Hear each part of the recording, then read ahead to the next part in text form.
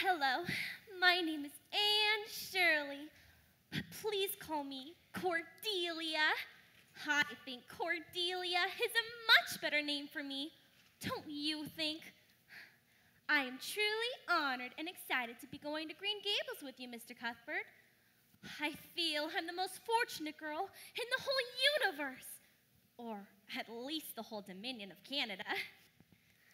Hello, my name is Anne Shirley, but please call me Cordelia.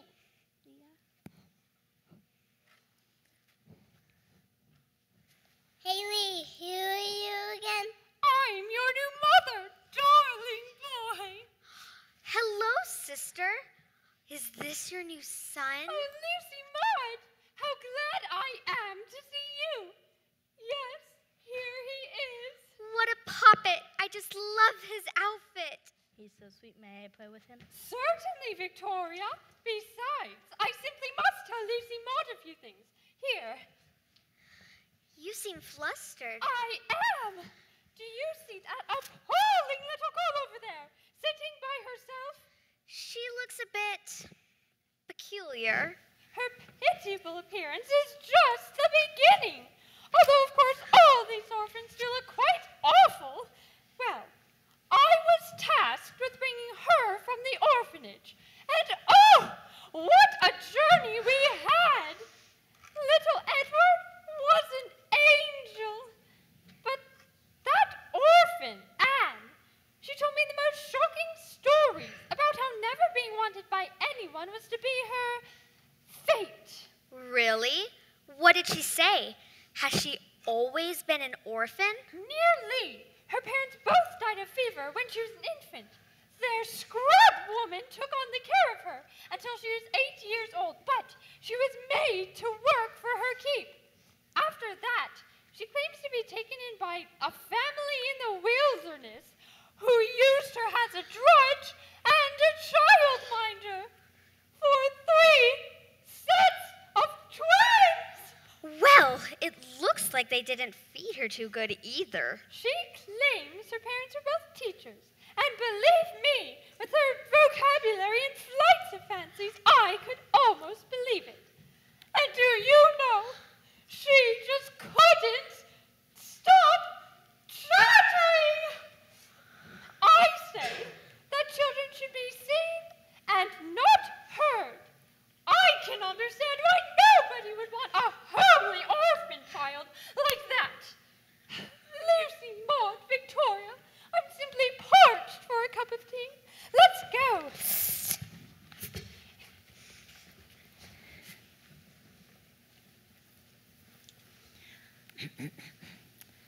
Hello, my name is Anne Shirley, but please call me Cordelia. I think Cordelia is a much better name for me. Don't you think? I am truly honored and excited to be going to Green Gables with you, Mr. Cuthbert. I feel I'm the most fortunate girl in the whole universe, or at least the whole Dominion of Canada. Hello, my name is Anne Shirley, but please call me Cordelia. There she is at the end of the platform. But it's a boy I've come for. Mrs. Spencer was to bring a boy from Nova Scotia here to Bright River. Then I was to take him home to Avonlea. Well, Mrs. Spencer got off the train with that girl and left her in my charge till you got here. There must be some mistake. Well, maybe she can explain it. She sure is a talker, that one. Now, you'll excuse me, Matthew. That's the last train today, and I'm going home for my supper.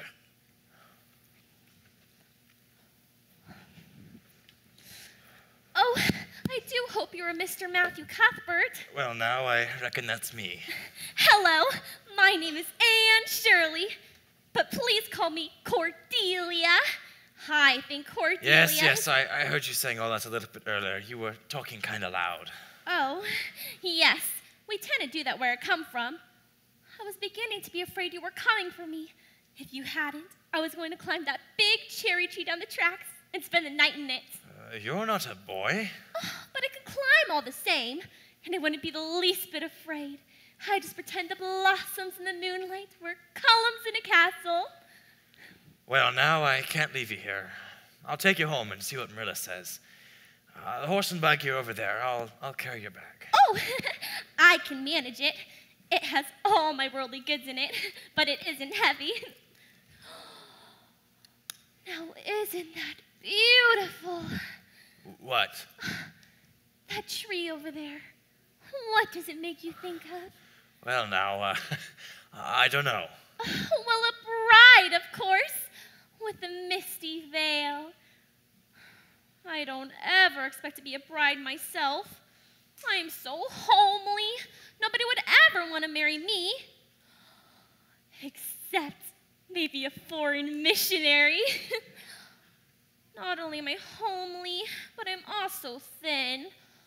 I like to imagine that I'm nice and plump with dimples on my elbows. Am I talking too much? People are always telling me I do. Would you rather I didn't talk? Well, now, I don't mind talking to folks so much since I'm kind of quiet myself. Talk as much as you like. Oh, thank you. I can already tell we're kindred spirits, Mr. Cuthbert. I can hardly wait to see Green Gables. Mrs. Spencer said there's a brook nearby. That makes me almost perfectly happy. But I can never be perfectly happy because of this. Your hair. What color would you call it? It's red, ain't it? Yes, red. I can imagine away my freckles and green eyes and skinniness, but not my red hair.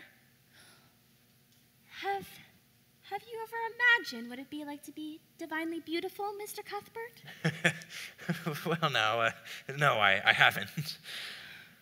Will your sister like me, even though I'm not divinely beautiful?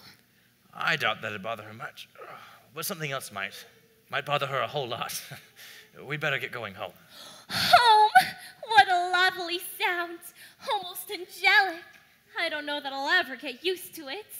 Well, let's hope you get the chance. Come on. Oh, yes, let's not delay. Mrs. Spencer told me all about Green Gables, and it seems like a dream. I pinched myself black and blue from the elbows up, hoping it wasn't a dream. You see, Mr. Cuthbert, all my life.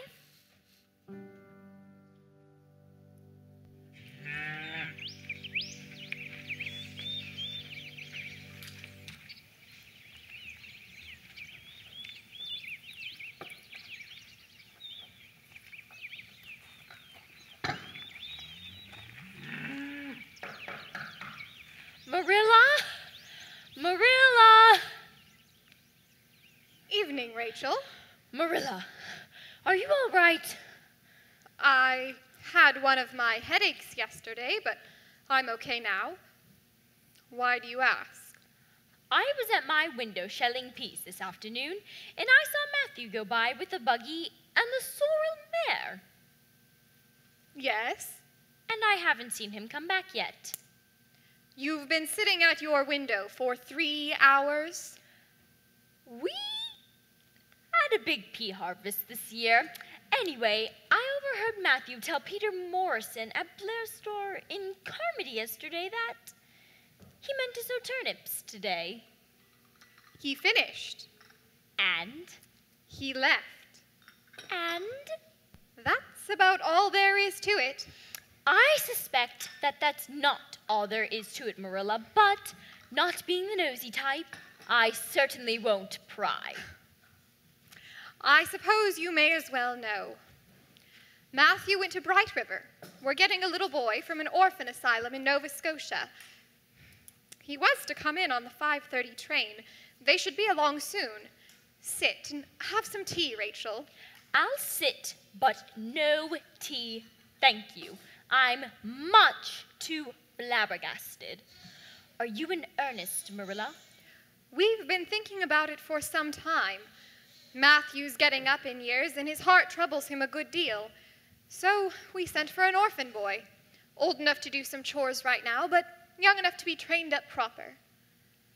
Well, Marilla, I'll tell you plain, I think you're doing a mighty foolish thing. Bringing a strange child into your home, not knowing a single thing about him. Why, just last week I read in the paper about a man and his wife that took a boy out of the orphanage, and he set fire to the house. On purpose! And I heard of another case where an adopted boy sucked all the eggs he gathered. But the worst one, they say over in New Brunswick, an orphan poured poison down the well, and the whole family died in fearful agony. Only it was a girl in that instance. Well, we're not getting a girl. Matthew's afraid of them, and I'd never dream of bringing one up. Well, I can't wait to tell. To see how all of this turns out.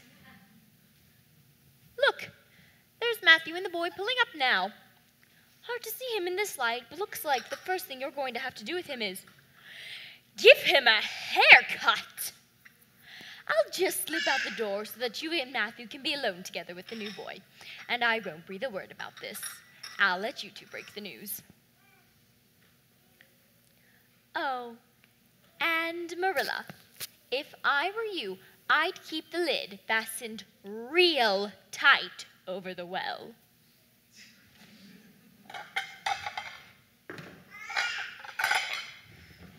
The drive here was so pretty. No, that's not the right word. Nor beautiful either. It was wonderful. Wonderful. Oh, hello, you must be Miss... Matthew Cuthbert! Who's that? Where's the boy? There wasn't any boy. There was only her. We asked for a boy. Why did you bring her? I couldn't leave her at the station, no matter how the mistake came to be. Well, this is a pretty piece of business. You don't want me. You don't want me because I'm not a boy? I should have expected it. Nobody ever wanted me. I should have known it was too beautiful to last. Well, there's no need to cry about it. Yes, there is.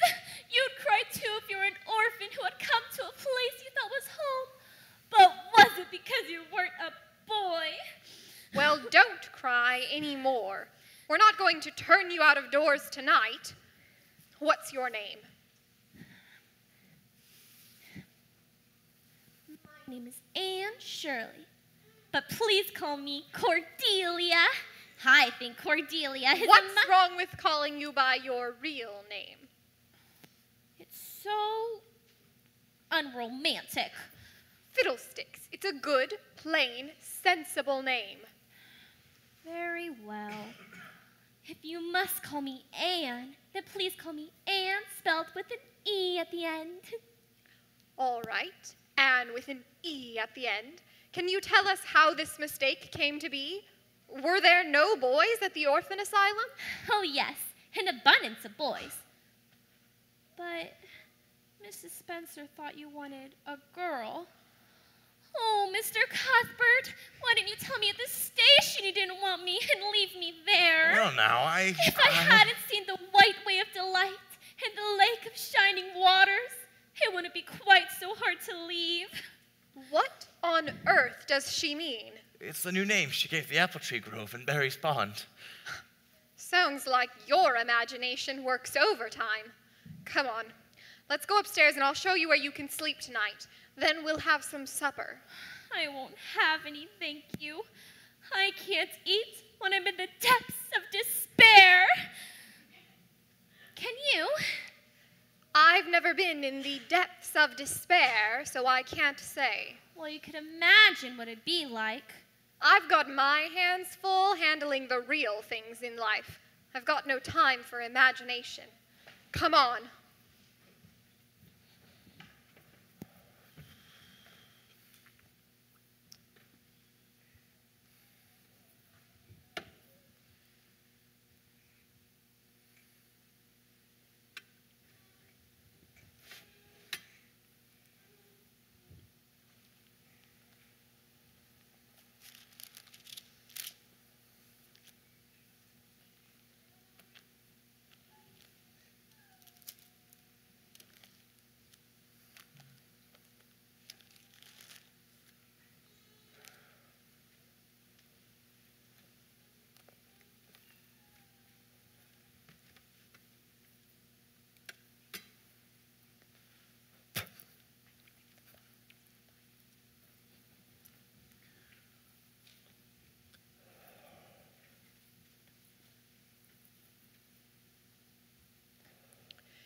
You can unpack your things first, then come back down. If you still don't want any supper, you can at least say good night.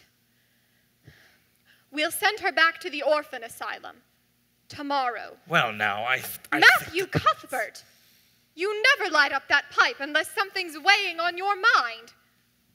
What is it? I was just thinking it seems a kind of pity to send her back when she's so set on staying here. You mean to say you think we ought to keep her? What good would she be to us? We might be some good to her. I believe that child has bewitched you. It's a real interesting thing.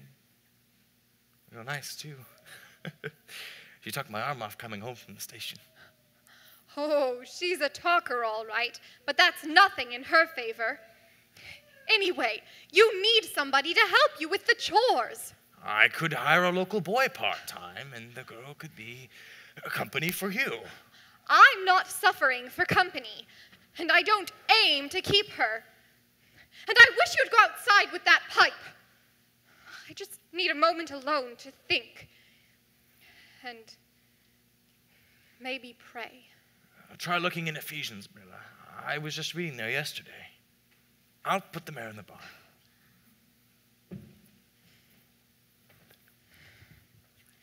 He knows I prefer the Psalms.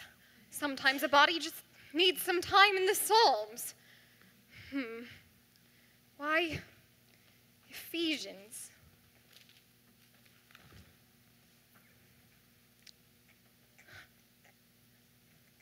Ephesians 2:19.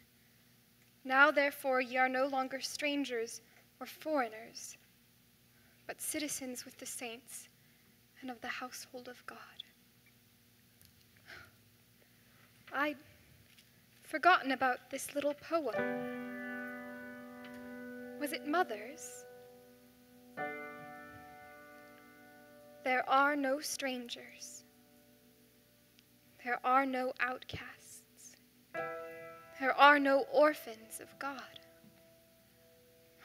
So many fallen, but hallelujah, there are no orphans of God.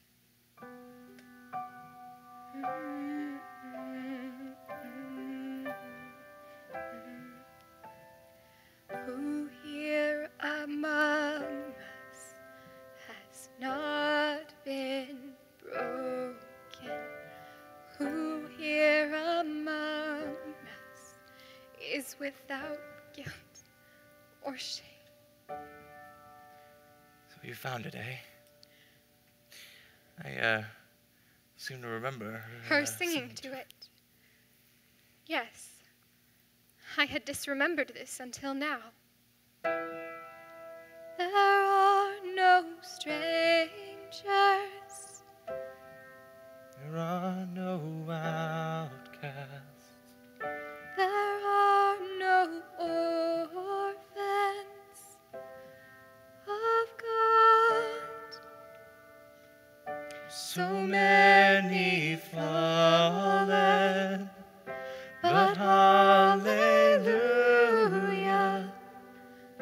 there are no orphans of God. Oh, blessed Father, look down upon us. We are your children. We need your love. Couldn't that be little Anne? Matthew, I just don't know. I've got to finish with the mare. We said we wanted a boy.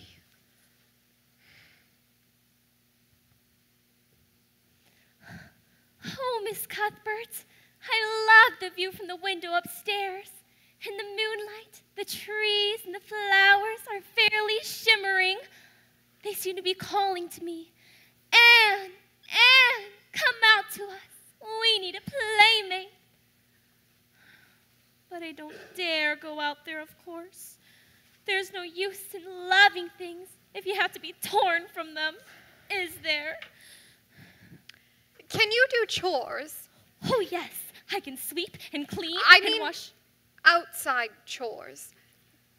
Oh, never mind.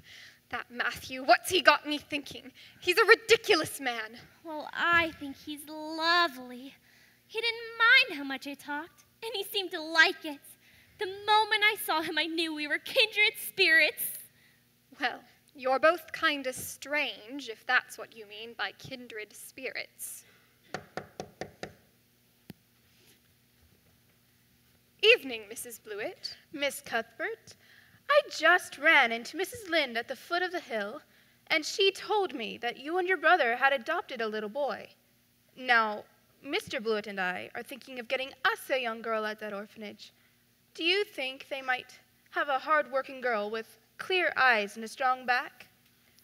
Well, this is quite a coincidence, Mrs. Blewett. Perhaps a providential coincidence. We may be able to work something out right here. You see, we ordered a boy, but they sent this girl. Not very stout-looking, but wiry. That'll do, I guess. If I take you, you'll have to be mighty good and smart and respectful. I'll expect you to earn your keep. Make no mistake about that. I got a large family. They quarrel a lot, and the baby's awful fractious. Stop it, boys. Stop it. You could take care of the whole lot for me. Yes, I will take her off your hands, Miss Cuthbert. If you like, I can take her home right now. Well, that may be a good thing for Matthew and me to think about. You see, we haven't absolutely decided we wouldn't keep her. We'll let you know tomorrow. Well, I suppose that'll have to do. Go out. Good night. Oh, Miss Cuthbert, did you really say that perhaps you'll let me stay at Green Gables? Just perhaps, and no more. Although Mrs. Blewett certainly needs you more than I do. I'd rather go back to the orphanage than go live with her. Oh, please let me stay here. I'll do anything you ask of me. Well, you might start by going upstairs and getting dressed for bed. And don't forget to say your prayers. I don't know how. You've never been taught to say prayers? You love God, don't you? Well, he gave me red hair, so I never really cared for him very much. Young lady, I can see you're going to need some strong religious training. We'll start right now with your prayers. Kneel down with me. Now, repeat after me. Now I lay me down to sleep. Now I lay me down to sleep. Why must we kneel to pray? Wouldn't we be closer to heaven standing up? Oh, sorry, Miss Cuthbert. What comes next? I pray the Lord my soul to keep. Oh, you're old enough to say your prayers for yourself. Just thank God for his blessings and ask him humbly for the things you want. Okay. Dear Father, I thank thee for the white way of delight and the lake of shining waters. And that's all the blessings I can think of for now. As for the things I want, they're so numerous, I will only mention the two most important. Please, please let me stay at Green Gables. And please let me be good looking when I grow up. I remain yours respectfully, Anne Shirley. Good night.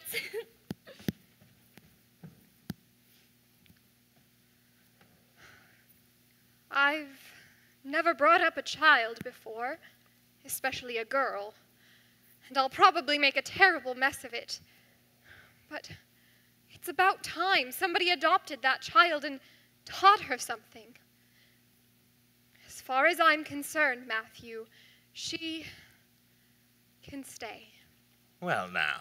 I'll try to train her proper and make her useful, but don't you go putting your oar in.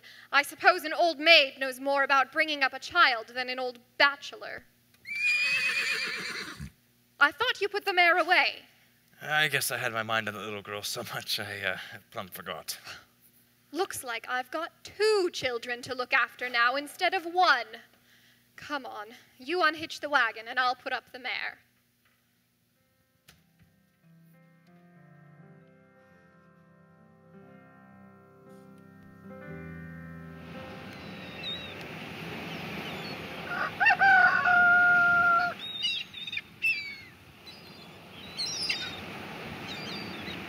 Morning, Mrs. Lynde. Reverend Bentley, I've been meaning to tell you that your sermon sounded rather familiar last Sunday. Truth to tell, it's the same one I delivered the week before. My memory isn't what it used to be. Nor your sermons either. Good day, Reverend. God bless you, Mrs. Lynde. Well, Mr. Phillips and Priscilla Andrews. Mrs. Lynde. I didn't expect to see anybody but the school children out this early in the morning. That seems quite obvious. I'm on my way to the Cuthberts to look over the new boy they've adopted. He'll be going to your school, no doubt, Mr. Phillips. Yes, of course, and he will certainly be welcome. Yes, it's nice to see the teacher taking such a close interest in his students. Yes, I was just helping Miss Andrews with her geometry. How conscientious. Yes, Miss Andrews, let us once again review the difference between an axiom and a postulate. That's scandalous! I suppose there are only 4 years between them. Still, I think it's scandalous. Children! Children, if I had to do it over again, I would only have 10 instead of 12.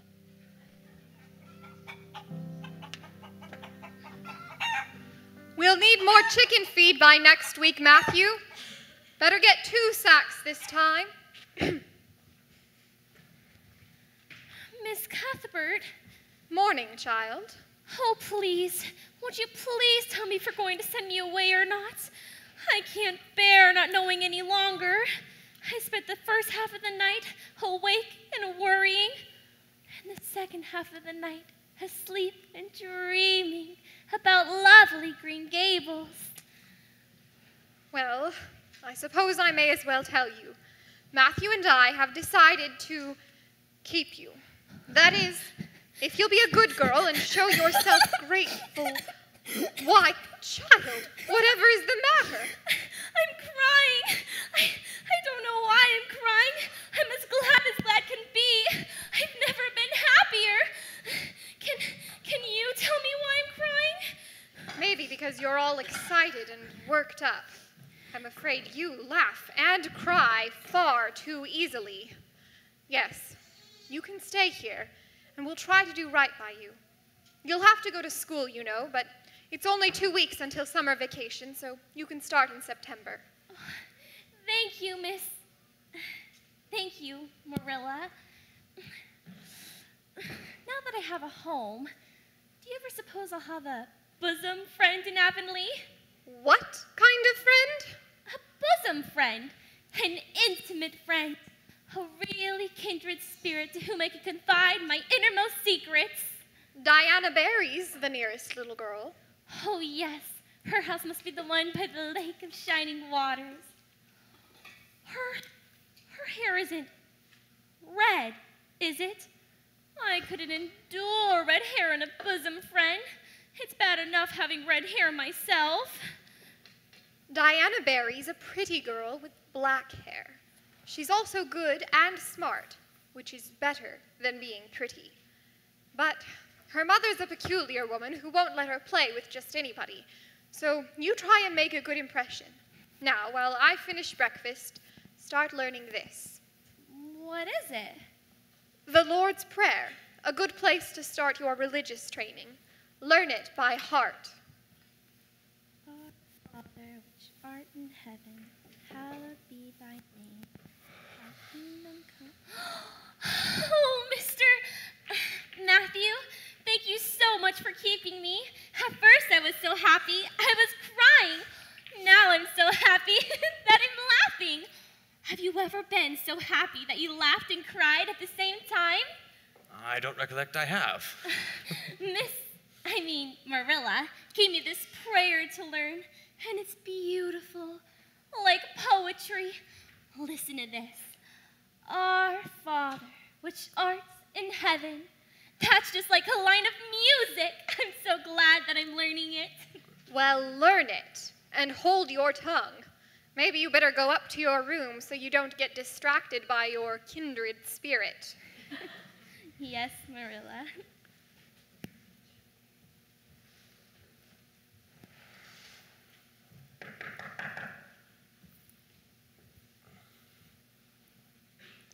Morning, Marilla.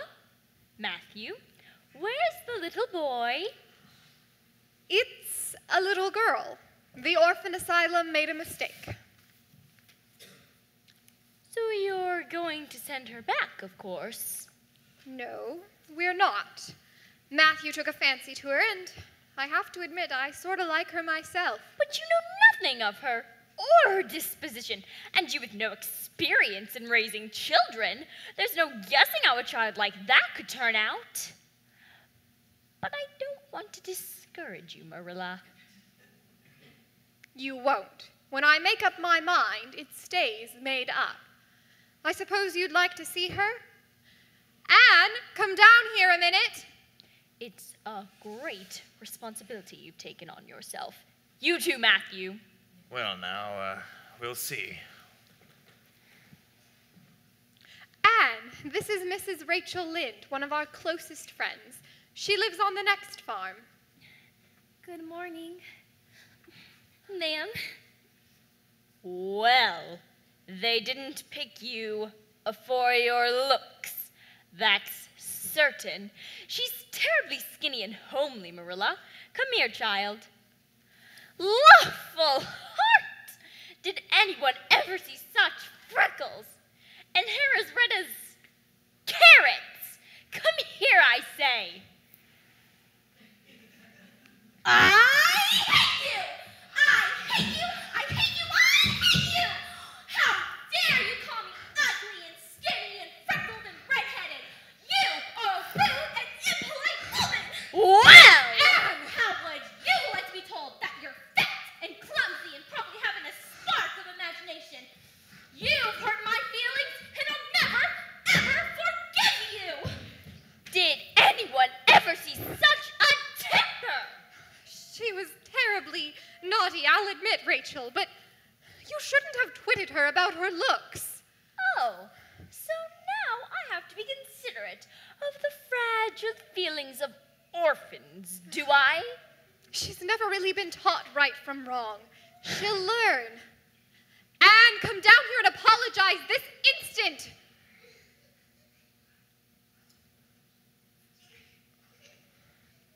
Well, it appears she has no intentions of apologizing. You needn't expect a visit from me anytime soon, Marilla. Good day. Rachel!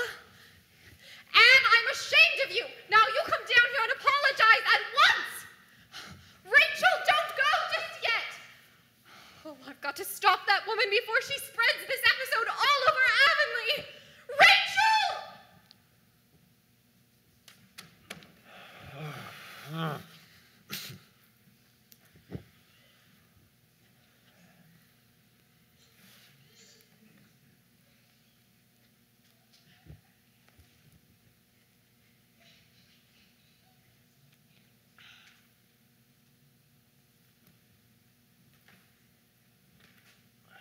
Anne, it's me, Anne, Matthew.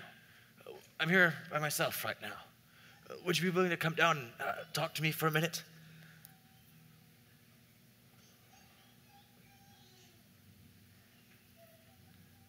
Anne, I think you'd better get it over with and apologize to her when she comes back. Apologize to Mrs. Lynde? Just smooth it over, so to speak. Well, I suppose I could do it for you, Matthew. I am rather ashamed of myself for my lack of self-control. But it's so humiliating to apologize when the other person started it. Still, I'll gladly do it for you. Just smooth it over. Here they come back. Don't tell Marilla I said anything to you. She might think I was, putting my oar in.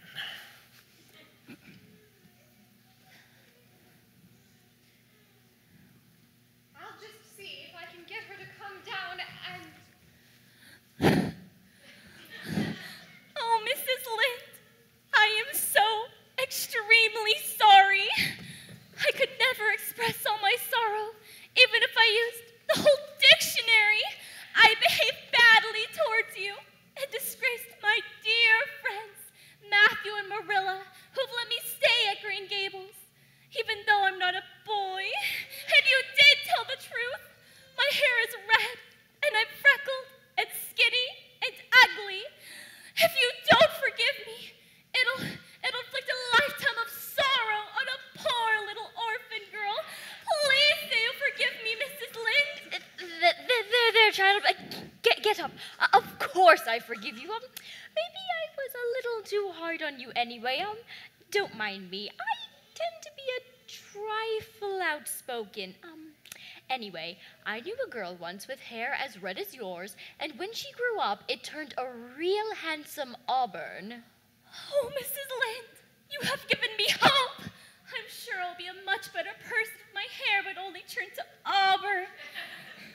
Maybe she will turn out all right after all, Marilla, especially now that she's come to live with civilized folk. In the meantime, we may come to get along with each other, young lady. If you take a notion, you can come and visit me one of these days. Thank you, Mrs. Lind. Good day.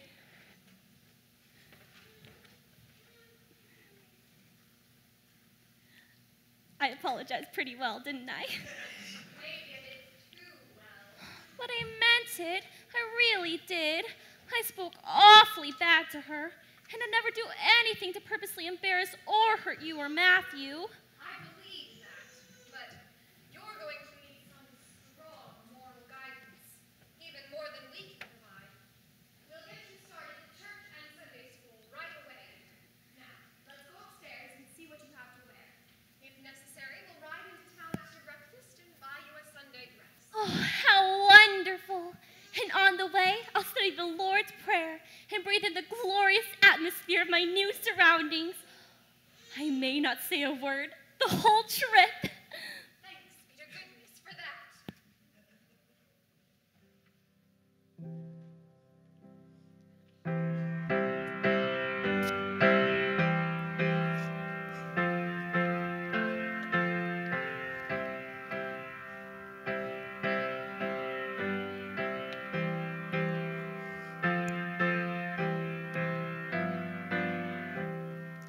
Jesus loves me, this I know, for the Bible tells me so. Little ones to him belong. They are weak, but he is strong. Yes, Jesus loves me. Yes, Jesus loves me. Yes, Jesus loves me. The Bible tells me so. Have you seen the orphan girl the Cuthberts have adopted? We passed her on the way to church. Mrs. Lind said she has a terrible temper. I hear she talks a lot. Jerry Bloat, the Cuthbert's new hired hand, said he overheard her talking to the trees and flowers like a crazy girl. When we passed her, she was picking flowers and putting them in her hat. But I think she ought to be putting them on her sleeves, like puffs. You should see the dress she's wearing. It's so unfashionable. You're just looking at the outside things. She may be very nice inside. Girls, may we please come to order? We have only a few minutes today because of the guest minister who will be speaking at church. Now, if you open your quarterlies, hello, you're late. I'm dreadfully sorry. I was waiting for Marilla, but she had a bad headache and couldn't come, so I had to find the way to church myself. Dawdling all the while I see by picking flowers. Oh, yes, roses and buttercups. Aren't they lovely? Although pink and yellow aren't becoming to me, I know. In the future, I suggest you pin bouquets on your dress where they belong, like the other girls. What's the difference where they're worn, as long as they're worn? I'm sorry, I'll just go sit down. Now, as I said, before we were interrupted, open your quarterlies to this Sunday's question page, but do not look at the answers. Yes, Miss Rogerson. Now, I expect all of you, except for the new little orphan girl, of course, to know all the answers. Yes, Miss Rogerson. On which day did God create the fish and the fowls? Yes. On the 5th day, God created the fish and the fowls. That is correct. Where was Cain sent after he had slain his brother Abel? Yes. Cain was banished to the land of Nod, east to the Garden of Eden. That's right. Now, what punishment did God visit on the evil serpent? All right, you again. The evil serpent was made to crawl on his belly and eat dust up all the days of his life. And she doesn't even have a quarterly. Child, how long have you been studying the Bible? A week. Marilla's been teaching me. You must be a fast learner. Marilla's a fast teacher. The girls in this class are encouraged to memorize and recite scriptural passages. Do you know any? Only the Lord's Prayer, but I suppose everybody can do that one. Oh, I can recite the dog at his master's grave. It is a truly religious piece, but it's sad and melancholy, and might as well be. I don't think that would be appropriate. I understand, but I promise I'll have tons of scripture to recite by next week. Probably the entire Old Testament. Time for church. Oh, and one final item. In 2 weeks, there'll be a Sunday school picnic in Mr. Herman Andrews' field. And if you promise to know the answers to next Sunday's questions, as well as our little orphan girl knew them today, I think I can persuade Mrs. Bell and Mrs. Lind to make ice cream. Ice cream? You promise to know the answers. Yes, Miss Rogerson. Now, don't dally. Go immediately to your pews in church. I understand the guest minister is quite punctual. You're going to be late for church. Ice cream. I've never tasted ice cream before. You will at the picnic. It's going to be near the pond, where I live. Oh, yes, the Lake of Shining Waters. Lake of Shining Waters? I like to give fancy names to things. You must be Diana Barry. I am. Marilla said you were pretty, but you're actually beautiful. Oh. You are, honestly. Oh, my name is Anne Shirley, spelled with an E at the end. I'd rather be called Cordelia, but Marilla says that would just confuse everybody. I'm pleased to meet you, Anne. Likewise, I'm sure. We live very near each other. I'm at Green Gables. I know. It'll be nice to have someone to play with. No other girls live near me, and my sister, Minnie May, is too little. Then it's settled. What's settled? We can be bosom friends. I suppose so. Will you swear to be my bosom friend forever and ever? It's dreadfully wicked to swear, especially in a church. Oh, not my kind of swearing. It just means promising solemnly. That's okay then. How do you do it? We join hands like this. Now, I'll say the oath first. I solemnly swear to be faithful to my bosom friend, Diana Barry, as long as the sun and moon shall endure. Now you repeat and put my name in. I solemnly swear to be faithful to my bosom friend, Anne Shirley, as long as the sun and moon shall endure. I heard that you were a strange girl, Anne Shirley, but I think I'm going to like you real well. Time for church! Stop dallying! Oh, we weren't dallying, Miss Rogerson. We were only swearing.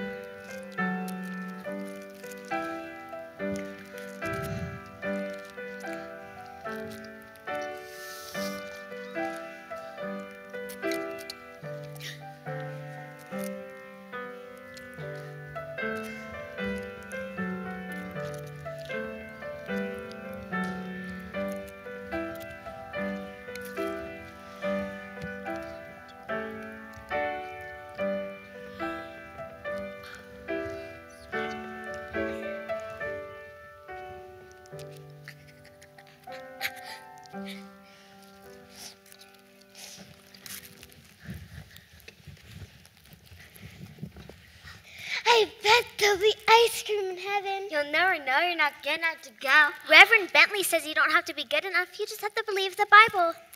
No, that's not quite right. Don't you remember our lessons? Romans 3:23. For all have sinned and fallen short of the glory of God. Romans 6:23. The wages of sin is death, but the gift of God is eternal life through Jesus Christ. Romans 5:9-13. If you confess with your mouth that Jesus is Lord and believe in your heart that God raised from the dead, you will be saved. Everyone who calls on my name will be saved. Yes, and Romans 8:39 says nothing will be able to separate us from the love of God in Jesus Christ, our Lord. See, you don't have to be good enough. You just have to believe in what Jesus already did.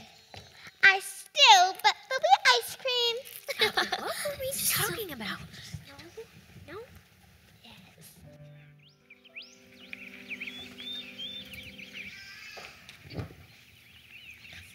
Hurry up, Anne. Your company will be here soon, and I've got to leave. I'm coming, Marilla. I've just got to tie my bow and put on my hat. You'd have been ready in plenty of time if you hadn't spent half the morning sitting on the woodpile talking to Matthew. Chattering a mile a minute, and him taking in every word like a perfect ninny. But I had to tell Matthew all about the Sunday school picnic yesterday. Do I look okay? As well as you should.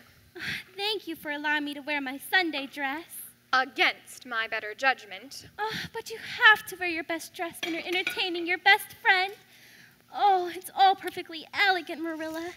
Fruitcake, ginger snaps, cookies, and I'll make the tea when Diana gets here.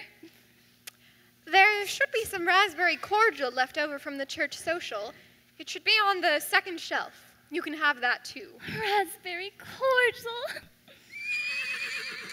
I'm here, Marilla. Coming, Rachel.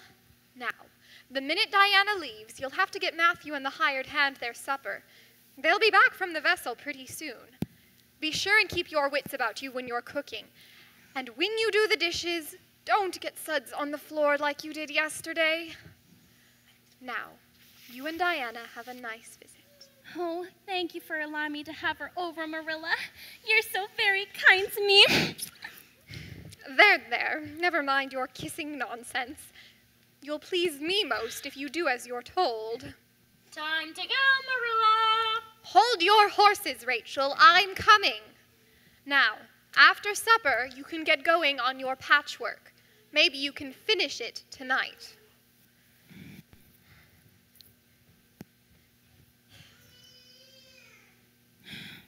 Patchwork. I hate patchwork. There's no imagination in it. I wish time went as fast when I'm sewing as it does when I'm playing with Diana. Let's see. Is everything ready?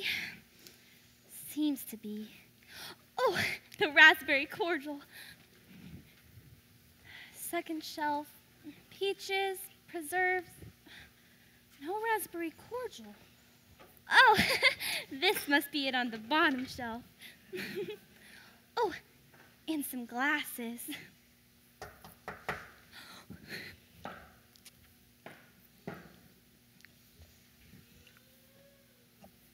Good afternoon, Miss Barry. The same to you, Miss Shirley. How is your mother? Very well, thank you. And Miss Cuthbert? The same. She has accompanied Mrs. Lynde to the Ladies' Aid Society this afternoon. And Mr. Cuthbert? He and the hired hand, Mr. Boat, are hauling potatoes to the vessel. Our potato crop is very good this year. I trust your father's potato crop is good as well. It is fairly good, thank you. Don't you just love to talk elegant? Yes, it's so elegant. We have ever so much to eat and drink, Diana. And the very best treat is Marilla's homemade raspberry cordial. You have some first, and I'll begin with the cookies. After we've had our fill, we'll have tea. This is so much fun. I'm so glad we're friends. Bosom friends. Of course. Kindred spirits. Do you think Mr. Phillips will let us sit together when the school year begins? He just has to. And if we're lucky, we'll be right across from Gilbert Blythe. Who's Gilbert Blythe? Just the handsomest and smartest boy in school. He teaches the girls something terrible. Torments our lives out. It's wonderful. But he won't be in school the first week. He's visiting his cousins in New Brunswick. Well, I, for one, will be able to manage the first week of school without the presence of Mr. Gilbert Blythe. Oh, Diana, I've come up with a wonderful name for that little ring of birch trees where we built our playhouse. Idlewild. What do you think? It's perfect. I'm enraptured by the name. Idlewild. Oh, you finished your cordial already. You must have some more. It's the best raspberry cordial I ever drank. Everything Marilla makes is the best. She's trying to teach me how to cook, but it's all uphill. I start daydreaming and forget things. Like the time I forgot the flour in the cake. Or the sugar in the shortbread. And last week was the worst. We had a plum pudding with sauce, and we had some left over, so Marilla told me to put it in the pantry and cover it. Well, I forgot all about covering the sauce, and Diana, a mouse drowned in it.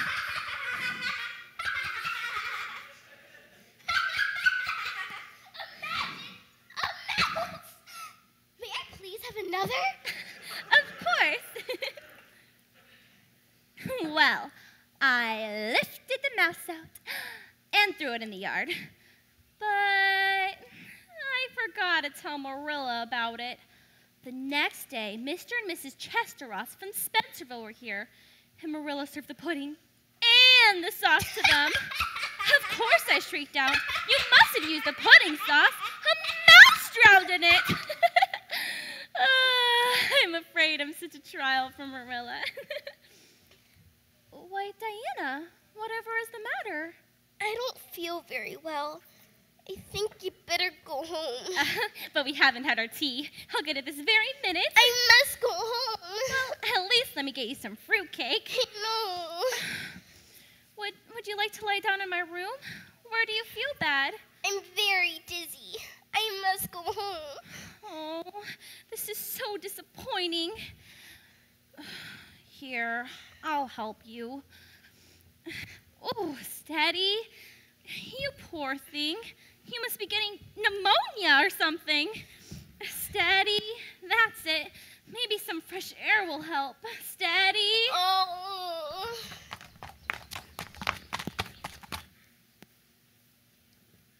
We'll leave the rig right there for the time being, Jerry. May as well let the mare cool off before we put her in the barn. Come on in. We have time for a bite to eat before we get back to work. I thought you said those girls are having a tea party or something. Oh, they were, but it looks like they finished. There's some nice leftovers here. Help yourself. Anne should have put the stuff away when they finished. That's not like her. Marilla would be mighty upset if she came home to a messy kitchen. Mighty good fruitcake. Cookies, too. I think Anne made these herself. You're kind of fond of that girl, aren't you, Mr. Cuthbert?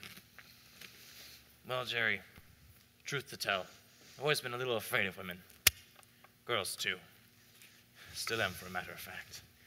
But Anne's different. She has a lot around here, and she saw from Marilla might, too. Of course, Marilla won't admit to that. Well, I'm going to put that on the tray with the others, I guess. We better get getting back to work. Finish washing this fruitcake. Not with that, you don't. What is it? Wine. Homemade currant wine. We only serve this up on rare occasions. I wonder what it's doing out. A glassful or two of this stuff would make you drunk, Jerry. Mighty drunk. Let's go.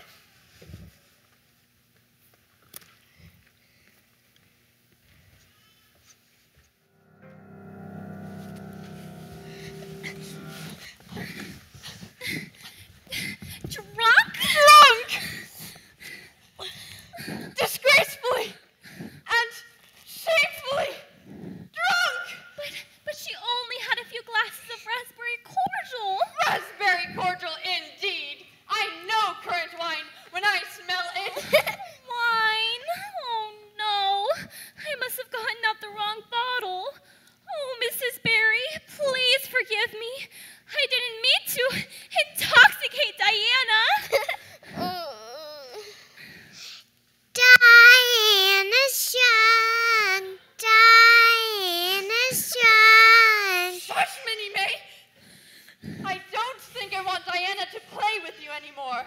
Oh, Mrs. Barry. And you had better cancel your plans to sit with Diana when school begins. Please, Mrs. Barry.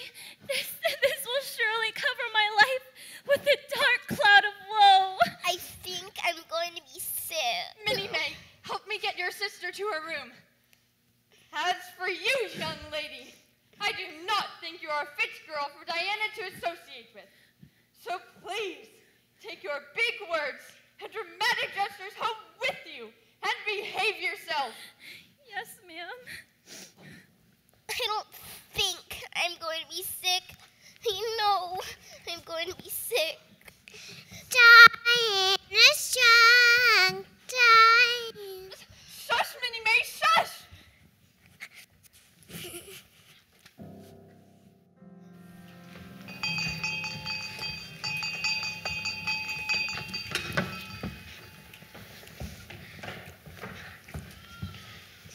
You're on the podium. Good.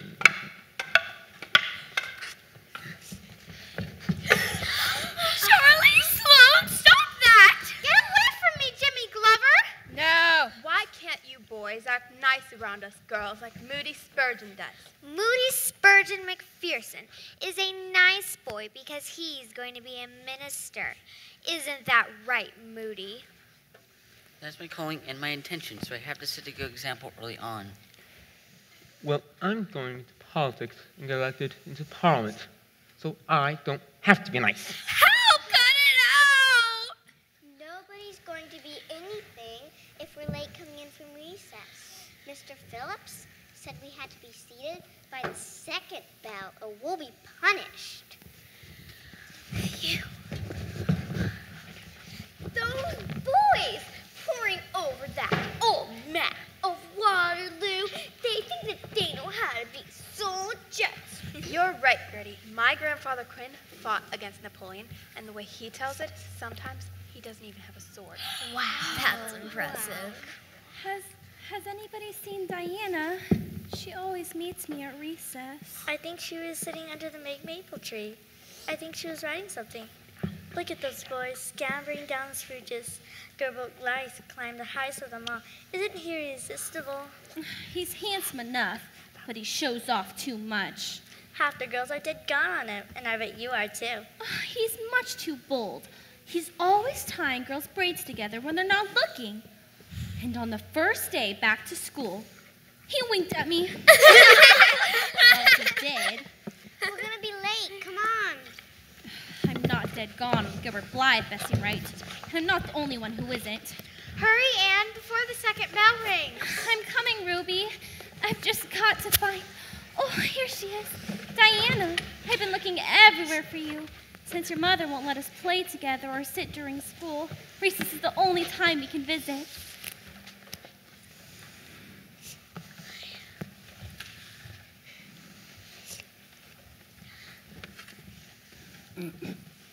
Dear Anne, Mother says I'm not to play with you or talk to you during school or at recess. Please don't be cross with me, because I love you as much as ever. I miss you awfully to tell my secrets to. I made you a bookmarker out of red tissue paper. When you look at it, remember me, your true friend, Diana Barry.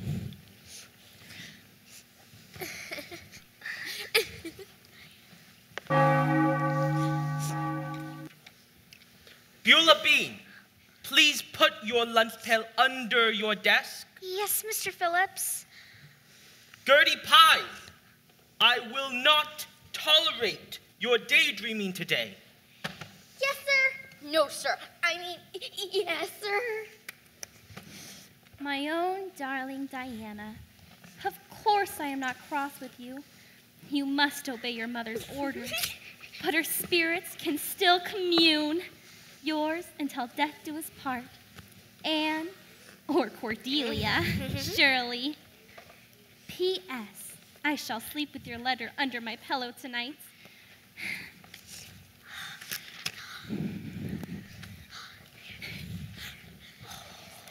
Anne Shirley, you are tardy.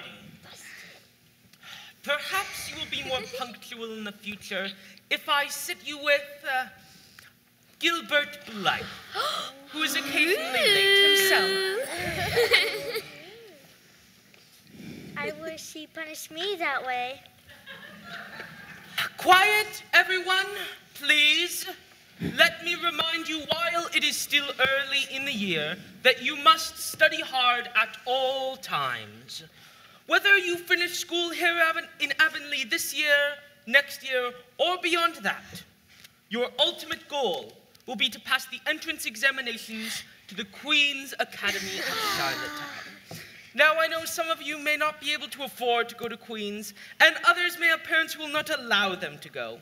But for now, we will assume that each one of you will one day be taking those examinations, and will do your best to pass them. Who knows? Maybe one day an Avonlea student could win the coveted Queen's Gold Medal. Or, better yet, the Avery Scholarship, highest of all scholastic honors in the Maritime Provinces. Now, work on your fraction. Will you check our work, Mr. Phillips? Later, Ruby. At the moment, I must help Miss Andrews. She will one day be taking the Queen's examinations herself. Anne, you're actually getting to sit next to Gilbert Blythe? What kind of a punishment is that? The worst kind. Stop that! Quiet! Miss Andrews needs to concentrate.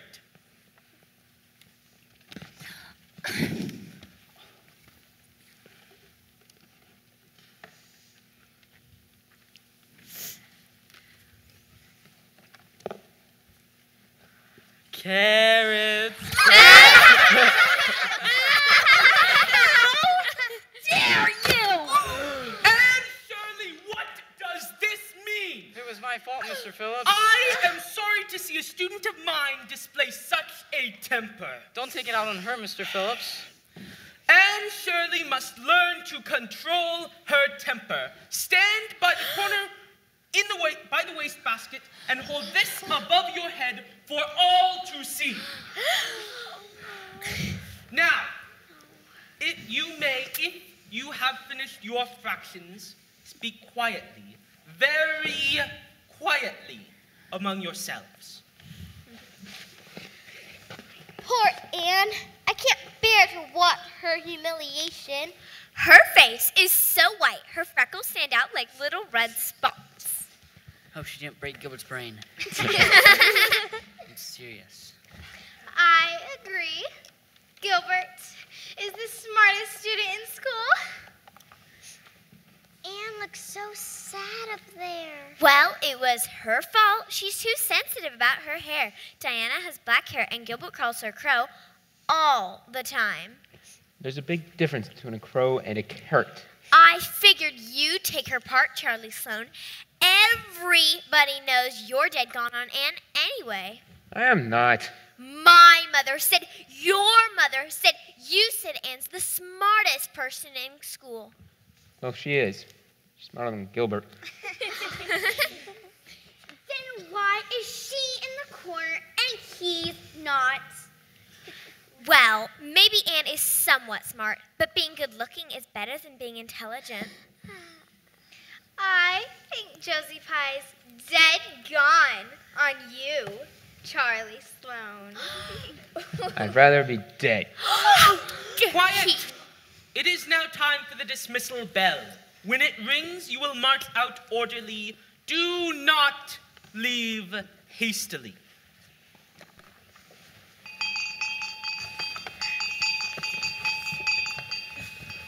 I'm awfully sorry I made fun of your hair, Anne. Honest, I am.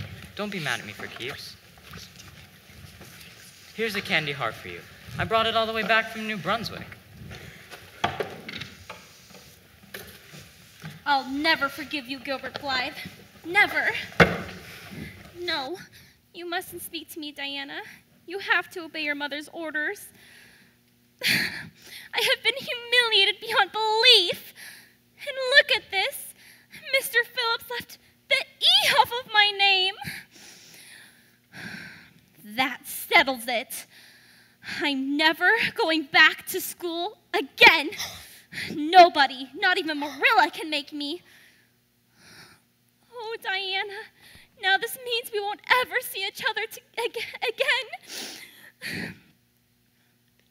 But in the years to come, thy memory will shine like a star over my lonely life. I read that somewhere.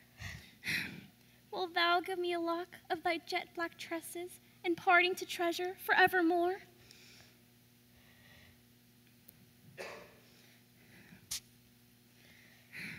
Now you must go, lest we be seen together. Henceforth we must be seen as strangers, though my heart will be forever faithful to thee.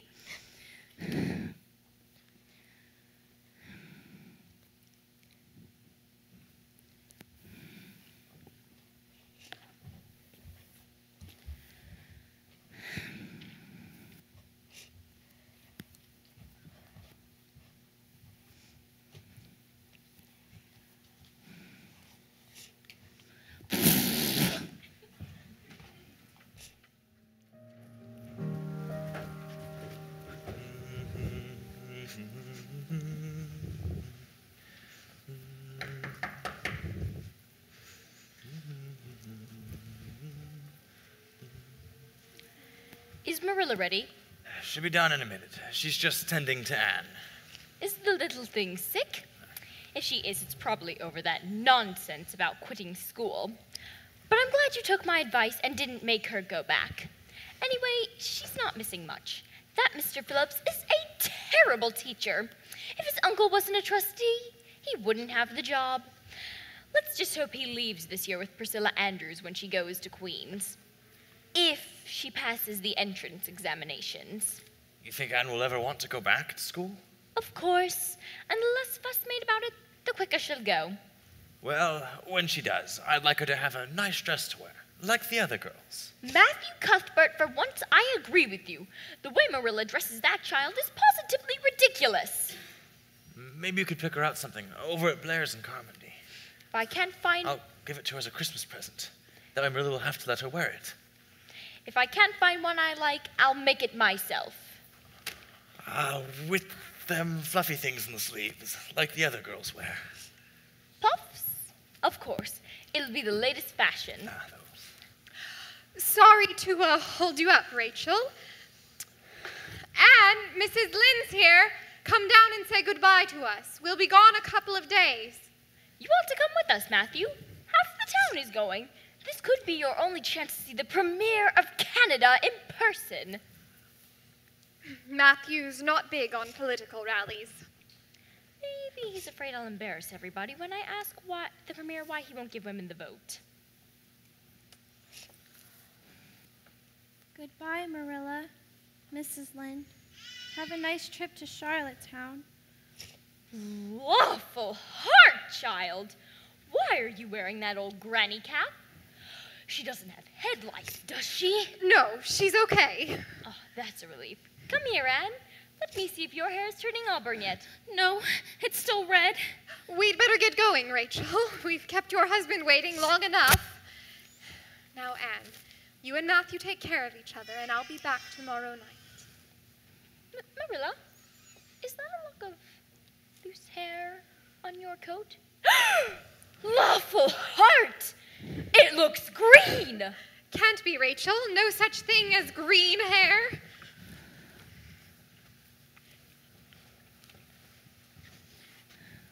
There now, Anne. It's going to be all right. She'll spread it all over Avonlea. She saw the green hair. But she doesn't know where it came from. That peddler told me the dye would turn my hair black. I shouldn't have listened to him. He lied to me. But he sure told the truth when he said it wouldn't wash out. Well, Marilla did the right thing by cutting it off. Right down to the roots. Hey, it'll grow back. Redder than ever, I'll bet. Mr. Cuthberts, That's right. I'm Miss Susan Stacy. Won't you sit down? Oh, no, thank you. I'm in rather a hurry, since I'm calling on several families today, although a number seems to be on their way to Charlottetown. You must be Anne. Yes, Miss Stacy. I've heard a lot about you. Good things, I might add. I'll come straight to my business, Mr. Cuthbert. It is possible that the teaching position in Avonlea may become available next year. Mr. Phillips is leaving? It's not definite, but I've been encouraged to apply. I'm from Montague, and I'm a Queen's graduate. I was second runner-up for the Queen's Medal and might have gotten an Avery scholarship had Queen's been given one the year I graduated. I don't say this to boast, but merely to state my qualifications. Well, you seem qualified to me. Why don't you start right now? Thank you for your votes of confidence. I like it. And I would like to teach here. But I want to teach students who have goals and ambitions beyond Avonlea. With the brightest and best wish to continue at Queen's or similar institution, would the parents or guardians be willing to pay for their children's education at such a place? I certainly don't expect an answer from you now, but I would like you to think about it. And if the opportunity arises, I'll call on you again. But Miss Stacy, I don't even go to school. But I might if you were the teacher. That won't be until next year. You'll miss a lot if you stay out till then. I have my reasons for not going. I'm sure you do. But do those reasons outweigh your desire for knowledge and the dreams that knowledge can bring? I'm sorry, I've overstepped my bounds. I enjoyed our brief visit. Good day, Mr. Cuthbert. Anne, I hope we meet again. Good day.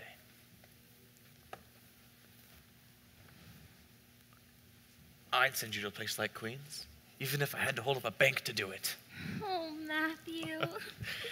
But I reckon we could scrape enough together without having to resort to robbery. Of course, if you wanted to go to Queen's with your friends, you'd be having to get back to school soon. That man humiliated me. Everybody laughed at me. I'd be mighty pleased if you passed some entrance examinations. I bet you'd be even more pleased if I won the gold medal, or especially the Avery scholarship. I'd be mighty proud, of course. But the main thing is to do your best, even when you don't feel like it. That'd make me the proudest.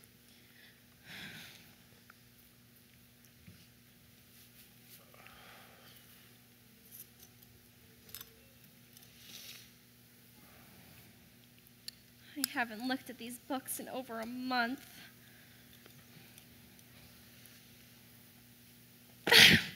I hate school. I hate Mr. Phillips, and I'm not going back. Anyways, everybody will know I got my hair all cut off.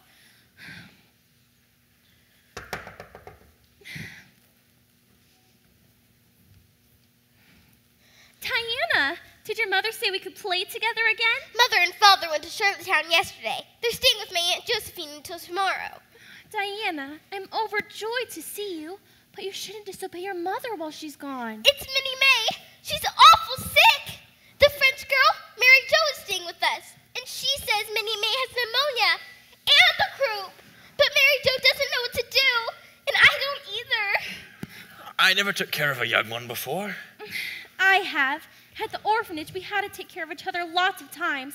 I once helped a pair of twins through a horrible sick spell.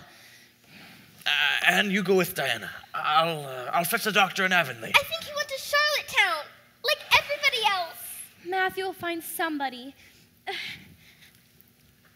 I'll take this bottle of Ipecac in case you don't have any at home. Hurry, Anne. Minnie May is coughing something terrible. She looks just awful. I'm afraid she may be dying. We won't let her die. Come on. Jerry, are you out there? Just finished showing out the corn, Mr. Cuthbert. Hitch up the sorrel. I've got to find a doctor for the little berry girl. I may have to go all the way to Carmody. I'll get right on it. Well, if I can't find a doctor, I'll have to handle things herself. I hope that little girl's going to be okay. Watson's lost their youngest to pneumonia about this time a year ago. Sad, sad thing. Jerry, you may have to stay late and do the milking if I'm not back in time. Don't forget to shut up the hen house before you leave. We'll put her in here, where it's warmer. The bedroom is too cold. Diana, get me a spoon for the Ipecac. We need lots of hot water. Mary Jo, put plenty of wood in the kitchen stove. Yes, right away. I'll do the best I can. We need some soft flannel cloths. Do you know where they are? Yes, no, I don't know. Look in the bottom drawer somewhere. Mothers keep things like that in bottom drawers. Oh, Anne! Don't worry, Diana. She's going to be fine. I've seen lots worse than this. Now go get those cloths. Okay. She's sicker than anybody I've ever seen. A fever a mile high. Take this, Minnie May. You've got to take every bit of this medicine. Wake up. Wake up, Minnie May. You've got to get rid of that phlegm. This will make you cough it up. Again. I've got to get all of this down you before the night is over.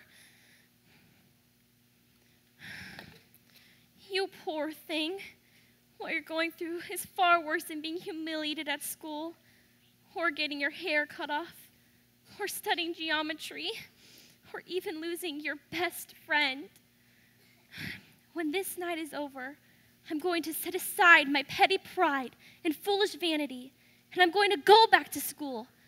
I'm going to aim for highest honor so that Matthew and Marilla will be proud of me.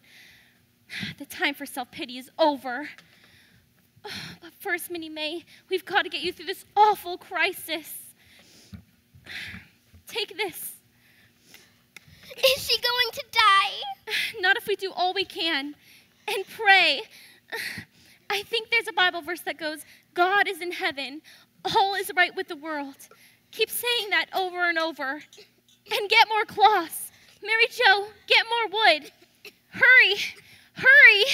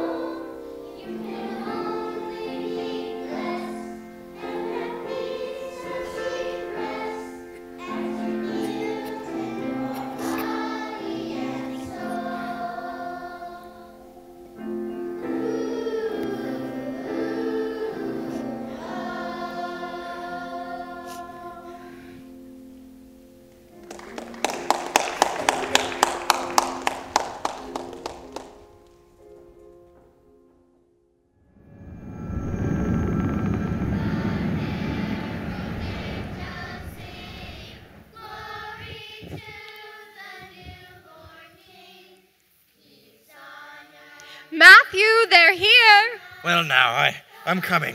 How does Anne look? You'll see soon enough. Now let the folks in. Oh. They'll hang their coats. Merry Christmas, everybody. Merry Christmas. Come on in. Merry Christmas. Merry Christmas.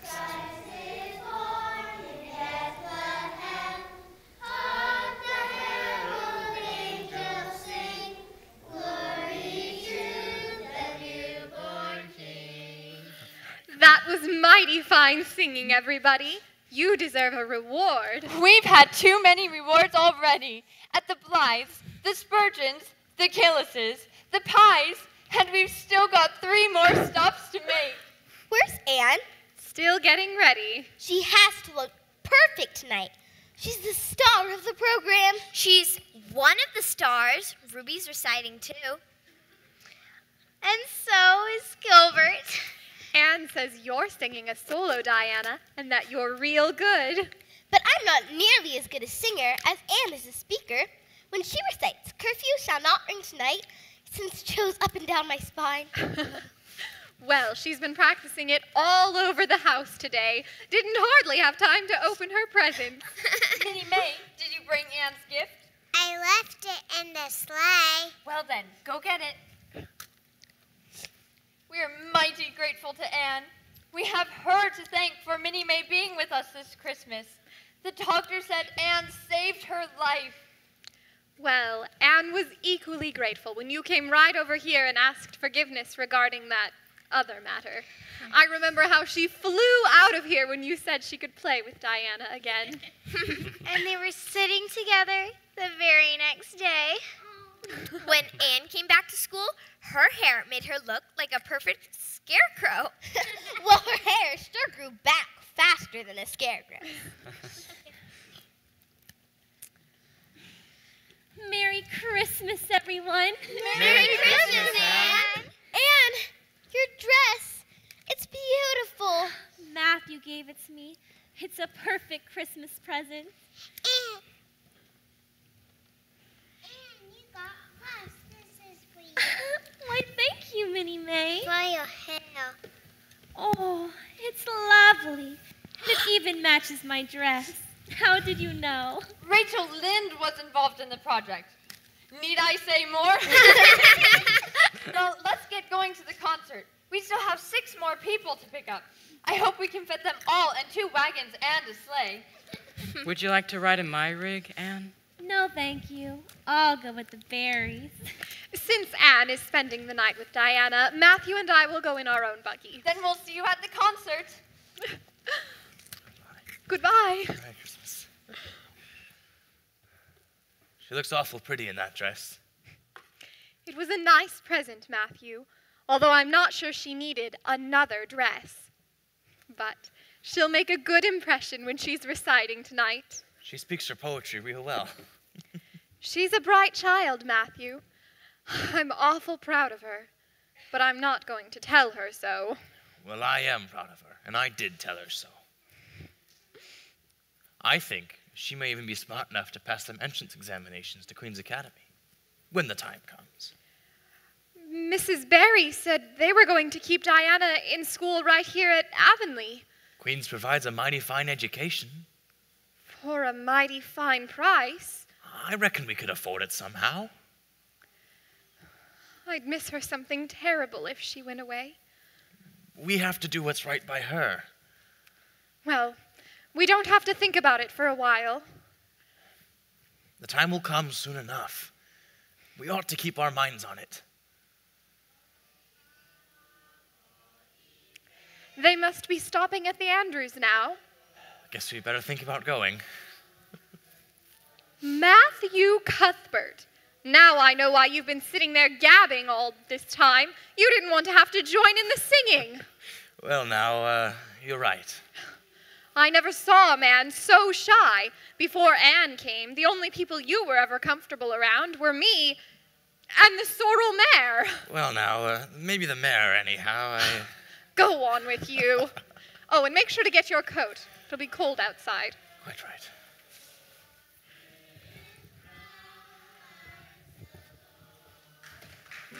Oh,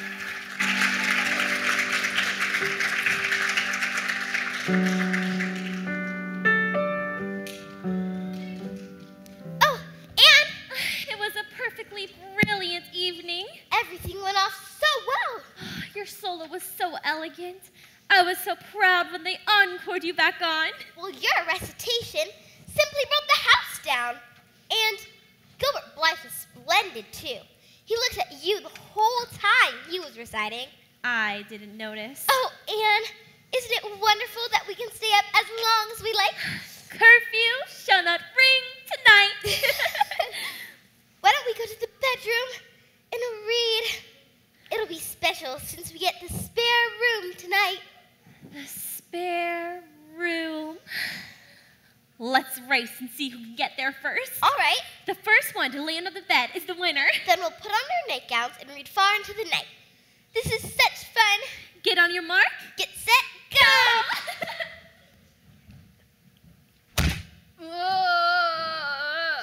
Merciful goodness! Who was that? What was that? Oh, Anne! I think that was my aunt, Josephine Barry from Charlottetown. I had no idea she was here. She's old and rich and prim and proper. I'm sure she'll scold us dreadfully. There you are. You are the worst behaved girl I ever saw. Your parents ought to be ashamed for the way they've brought you up. But, Miss Barry... Who are you? And another thing, I will not pay for your music lessons as I had promised your father. But, Miss Barry... Who are you? And another thing, I will not stay 2 weeks as planned. I shall leave for Charlottetown tomorrow, taking with me any monetary considerations I had for this family. But, Miss Barry... Who are you? And another thing, who are you? Anne Shirley. I live at Green Gables. Oh, this was all my fault jumping on your bed like that. Diana is a very ladylike girl. You mustn't blame her. Oh, I mustn't, eh? It was only in fun. Please forgive us, Miss Barry. Or at the least forgive Diana and give her music lessons back. If you must be cross with anyone, be cross with me. In my early days, as an orphan girl, many people were cross with me. So I can endure it much better than Diana. Only in fun, you say. That's all. We had no idea you were in there. You don't know what it's like to be awakened from a sound sleep after a long journey by two big girls bouncing up and down on you. But I can imagine, just as I'm sure you can imagine, how an orphan girl who never had the honor of sleeping in a spare room would be in such a hurry to jump into bed.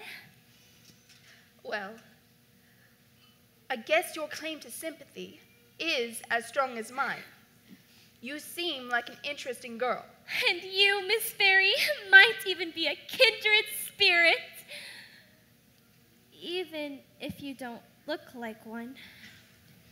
Perhaps we can sit down this week, and you can tell me something about yourself. Then you're not leaving in the morning, Aunt Josephine? No. I'll stay the 2 weeks.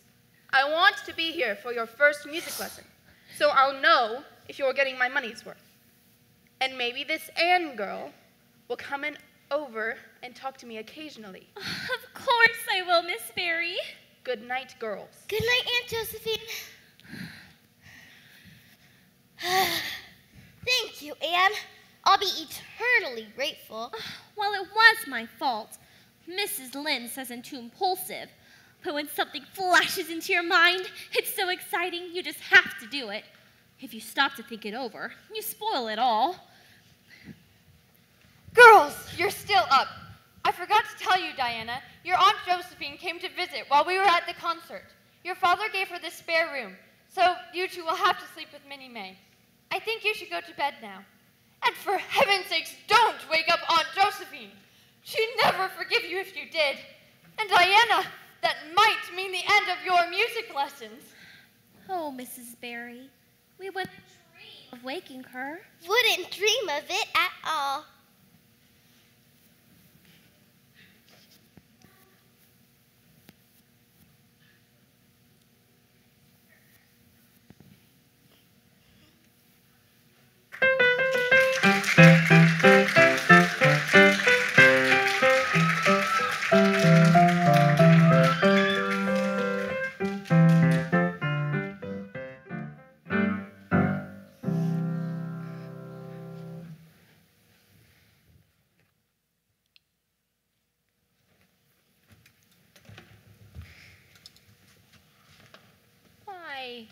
Matthew and Marilla, what brings you two to town on a harvesting day?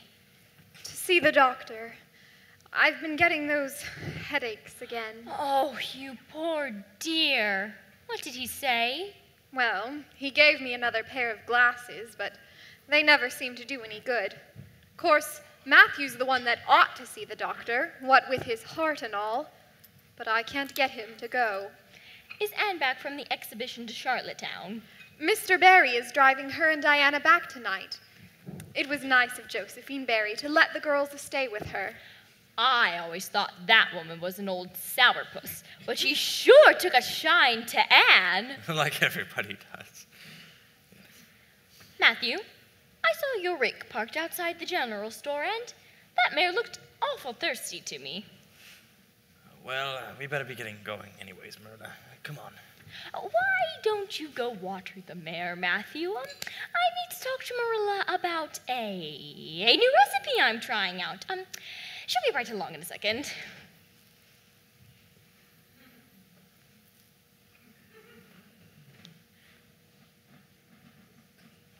Marilla, does Matthew still have his money in the Abbott's bank?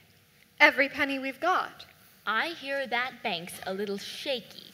Mr. Abbott's getting awful old, and he's letting his nephews run the bank.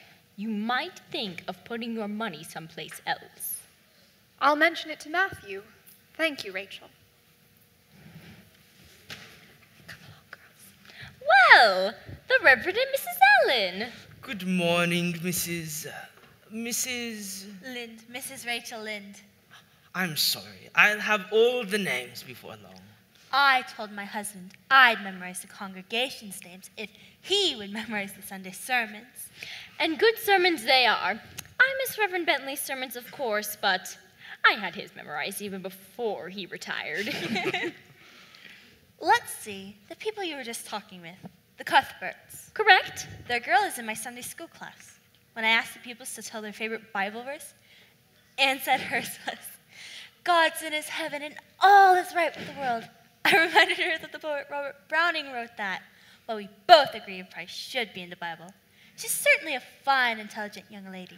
Of course she is. I practically raised her myself. We're very pleased to be here at Avonlea, Mrs. Lind. Well, it's a new day in our town with all the comings and goings. We'll even have a new school teacher this fall. A woman of all things. I'm for giving women the vote, but I don't know if we ought to be giving them our schools. Could be a dangerous innovation. Of course, Canada is going to the dogs, what with the way things are being run in Ottawa. But nobody asks my opinion, so I just keep my thoughts to myself. Good day, Reverend Mrs. Allen. Good day, Mrs. Lind.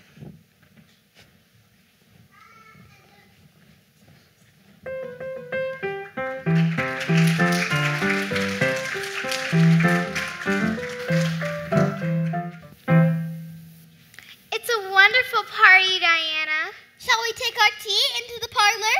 Yes, let's do. That would be nice. Well, this is to be our last convening until school begins. I so look forward to a new teacher. As do I.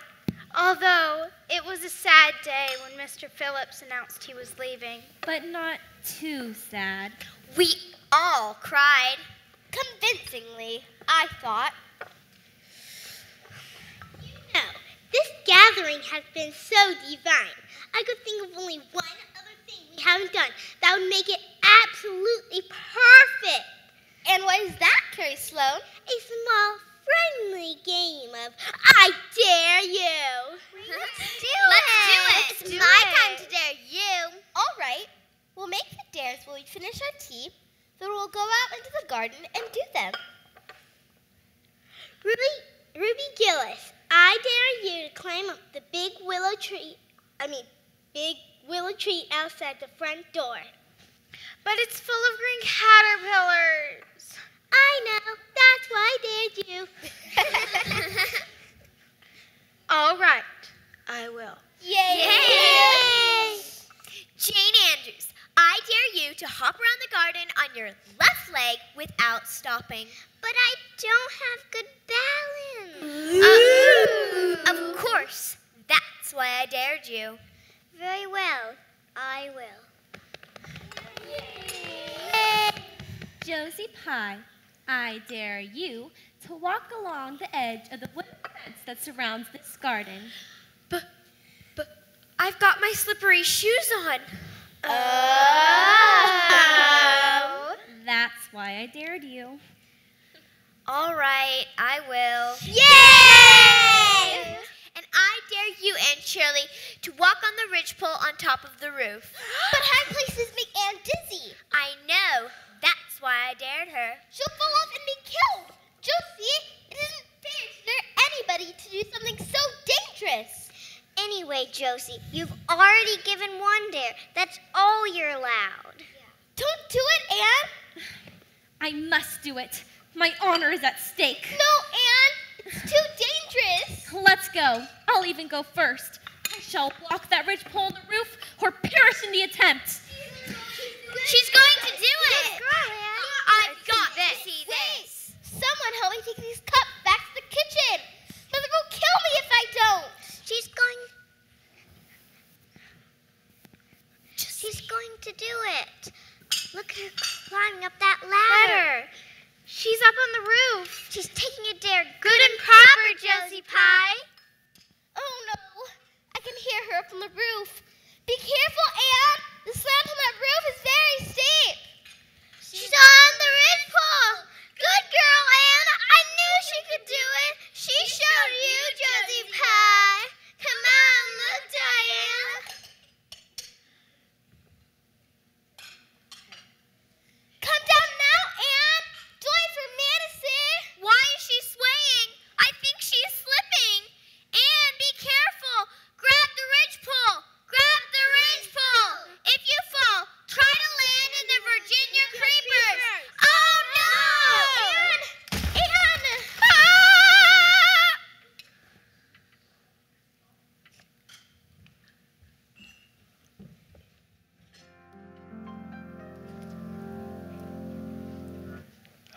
I don't see a need for me to be here when she comes. It's customary for the whole family to be on hand when company arrives.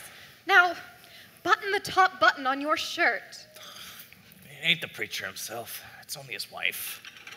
Land sakes, I never saw a man so afraid of women. I ain't afraid. I just gotta get the cows fed, that's all.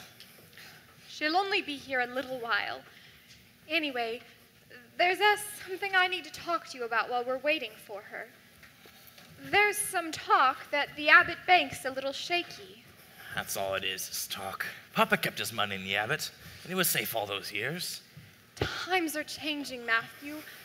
I'd feel better if we put what we got over in the savings bank.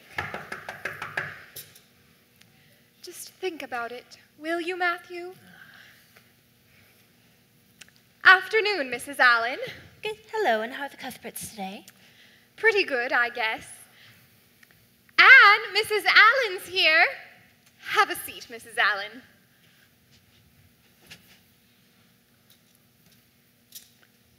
How is she managing these days? As well as could be expected under the circumstances. But it sure perked her up when I told her you were coming. She even baked a layer cake special for you. How thoughtful. Later on, I know she'll want to show you her flower plot out in the garden. It's a fine girl you two are raising. You know, did she tell you that we had the same favorite poet, Robert Browning? Oh, her and her poetry. That must have been all she read when she was a little girl. Seems some wealthy widow gave a batch of poetry books to that orphan asylum. Must have been the only reading matter they had. Accurately describes Anne in his line. The good stars met in your horoscope and made you a spirit, fire, and dew. That's our Anne. Hello, Mrs. Allen. Why, Anne, you're hardly handicapped at all. Matthew made this pair of crutches for me. They're quite a work of art.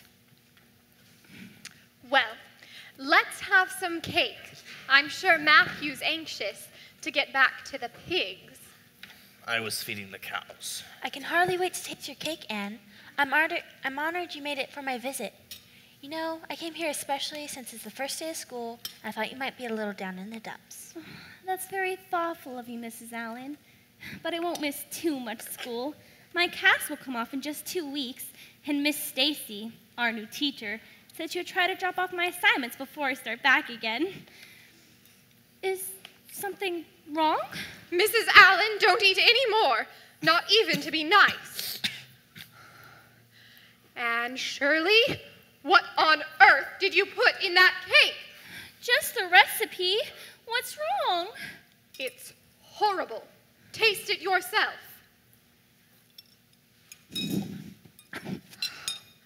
What flavoring did you use? Just vanilla. There's the bottle right there in the cupboard. Mercy on us, Anne. You flavored that cake with anodyne liniment. Liniment? I broke the old vanilla bottle last week and put what was left in this. I suppose it's partly my fault, but couldn't you smell the liniment? No, I couldn't. I was still getting over my summer cold. Oh, Mrs. Allen, could you ever forgive me? There's nothing to forgive, my dear. I appreciate your thoughtfulness just as much as if the cake had turned out all right. Now you mustn't feel bad. Well, this is certainly a new one for me. I do make lots of mistakes, Mrs. Allen, but there's one encouraging thing. I never make the same mistake twice. Well, I don't know if that's much benefit when you're always making new ones. But don't you see, Marilla? There must be a limit to the amount of mistakes that one person can make. And when I get to the end of them, I'll be through with mistakes forever. Well, I suppose I can feed what's left of this cake to the pigs. Matthew, you can get back to the cows. Anne, I'm very eager to see your flower plot. Why don't you show it to me? All right. I love fall flowers the best.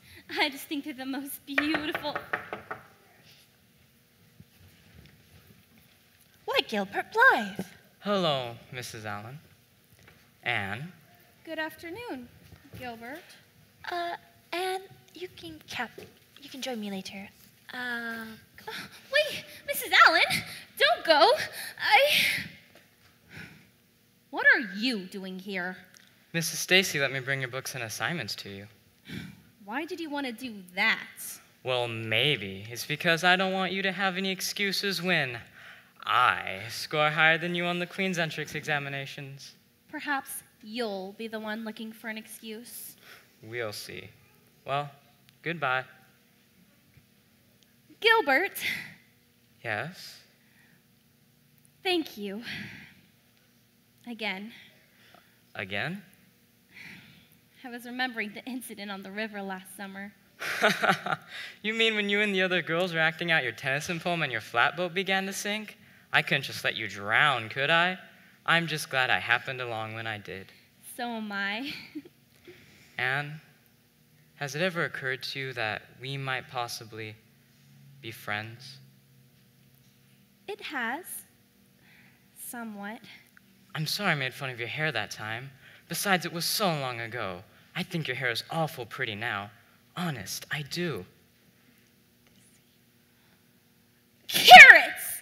You called me carrots! I could never be friends with you, Gilbert Blythe. Never. All right, then I'll never ask to be friends with you again, Anne Shirley. Goodbye. Why did he really bring these books over? Was it truly so that I won't have an excuse if he beats me on the Queen's exams? Probably so. Well, I'll beat you, Gilbert Blythe. And when we're in school at Queen's, I'll study day and night to keep you from winning that gold medal. Anne, your chrysanthemums are lovely. What brilliant yellows and browns. Oh, Mrs. Allen, I forgot. Why, thank you. I'm coming, Mrs. Allen. It just takes me a little while on these crutches.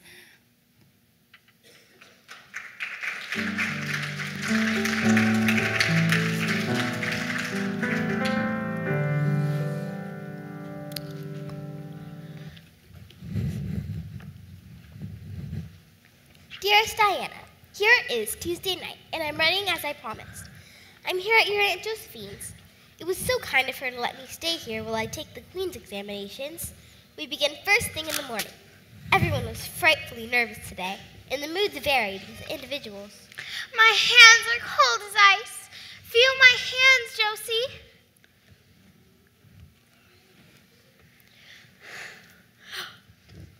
I think I'm going to fail algebra. I really think I am. Charlie, you have to be more positive. Okay. I will fail algebra. I know I will. I've been studying with Anne. She knows everything. I'm sure she'll do well. I don't think Anne can handle the grind of studying to be a teacher. Anyway, Gilbert will do better on the exams than Anne. Jimmy Glover bet Ned Wright a whole $1. Anne would score better than Gilbert. The Bible says we shouldn't bet. Where does it say that? 12 times 6 is 72. 12 times 7 is 84. Moody Spurgeon, what are you doing? Practicing multiplication tables. 12 times 9. He's been saying them for 3 hours. It steadies my nerves and makes me calm. No, don't interrupt. 12 times 10 is 120. 12 times 11. Hello, everybody. Hello, Miss Stacy. I'll be around to pick you up at your rooms early in the morning, so you should all get a good night's sleep. I know you wish to study all you can, but I recommend that you not cram tonight. Just relax and clear your heads. And I suggest that we begin by taking a short break and going uptown for ice creams all around. My treats. I am very proud of you all, and I wish you the best of luck tomorrow. Oh, Diana, if only the geometry examinations were over. But as Mrs. Lynde would say, the sun will go on rising and setting, whether I fail in geometry or not. But I think I'd rather it didn't go on if I failed. I wish so much that you were with me. Yours devotedly, Anne. Diana, come help me with the dishes. They won't wash themselves, you know. Coming, Mother. Come on, Minnie May. Bring your friends. It's time to go.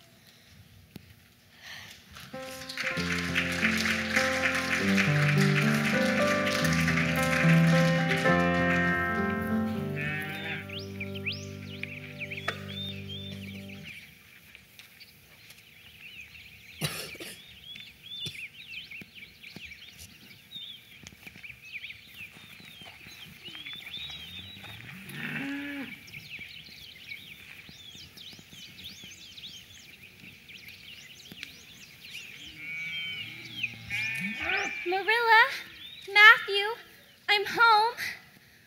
Home. How lucky I am. I love you, Green Gables. Love you to pieces. Oh, and you too, Matthew. Well, now, how did you get along?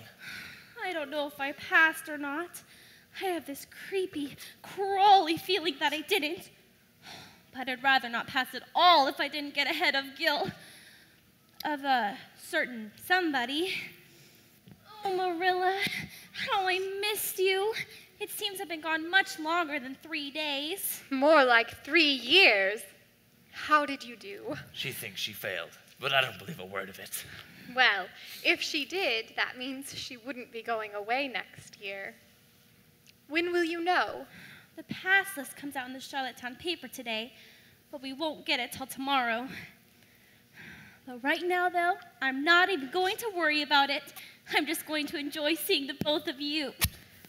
Marilla, what's wrong? Probably her headaches again. No, it's not that. I just missed you, that's all. And I'm glad to see you. And I fear you'll be gone next year. If I passed. And anyways, I'll come home every weekend. They'll even have the passenger train service by then. You've grown so tall and stylish. You're even quieter now. I just wish you could have stayed the way you were, even with all your funny little ways. But you've changed. Not really. I've just branched out a little bit, that's all. And no matter where I go, or how much I change outwardly, I will always be your little Anne, who will love you, and Matthew, and Green Gables, more and better every day of my life. Now you've got me all mushy and silly acting. Put on your everyday clothes and help me feed the chicken. I'd love nothing better. Anne! Anne! Are you back yet? Diana! I'm sorry you didn't knock. I know it's impolite, but this is urgent. Look! You passed! What? Father brought the paper home from Bright River not minutes ago. He got it right off the train. Here's the pass list. You and Gilbert tied for first, and everybody from Avonlea passed. Miss Stacy will be so delighted. Moody Spurgeon got a conditional in history, and Josie Pye barely scraped by. But everyone passed, and your name is at the top of the list. Oh, Matthew, Marilla, I passed, and I'm first. Or one of the first anyways. I'm not being vain. I'm just being very, very grateful. Well, now, I knew you could beat them all. You've done pretty well, I must say. Oh, Anne, I got your letter. It was so exciting. You must tell me all about the trip. I've got to help Marilla feed the chickens. Matthew can help me. You girls do your visiting and catch up on everything. Thank you, Marilla. Diana, come up to my room and help me unpack. Oh, you wouldn't have believed the English examination. My mind was simply whirling, but after a while, I was finally able to. Well, now, it looks like you did a good job with her after all, Marilla. Oh, go on. And me putting my oar in didn't hurt too much, I suppose. She's a smart thing, and pretty. Loving, too. She is that. She's been a blessing to us, that's for sure. There never was a luckier mistake than the one Miss Spencer made. If it was luck, I think it was Providence. Because the Almighty saw we needed her, I reckon. Matthew Cuthbert, are you going to stand there gabbing all day or help me feed the chickens? I was feeding the cows. You're always feeding the cows. They're going to get as fat as Rachel Lynde. Yeah, chick, chick, chick, chick. Yeah, chick, chick, chick, chick.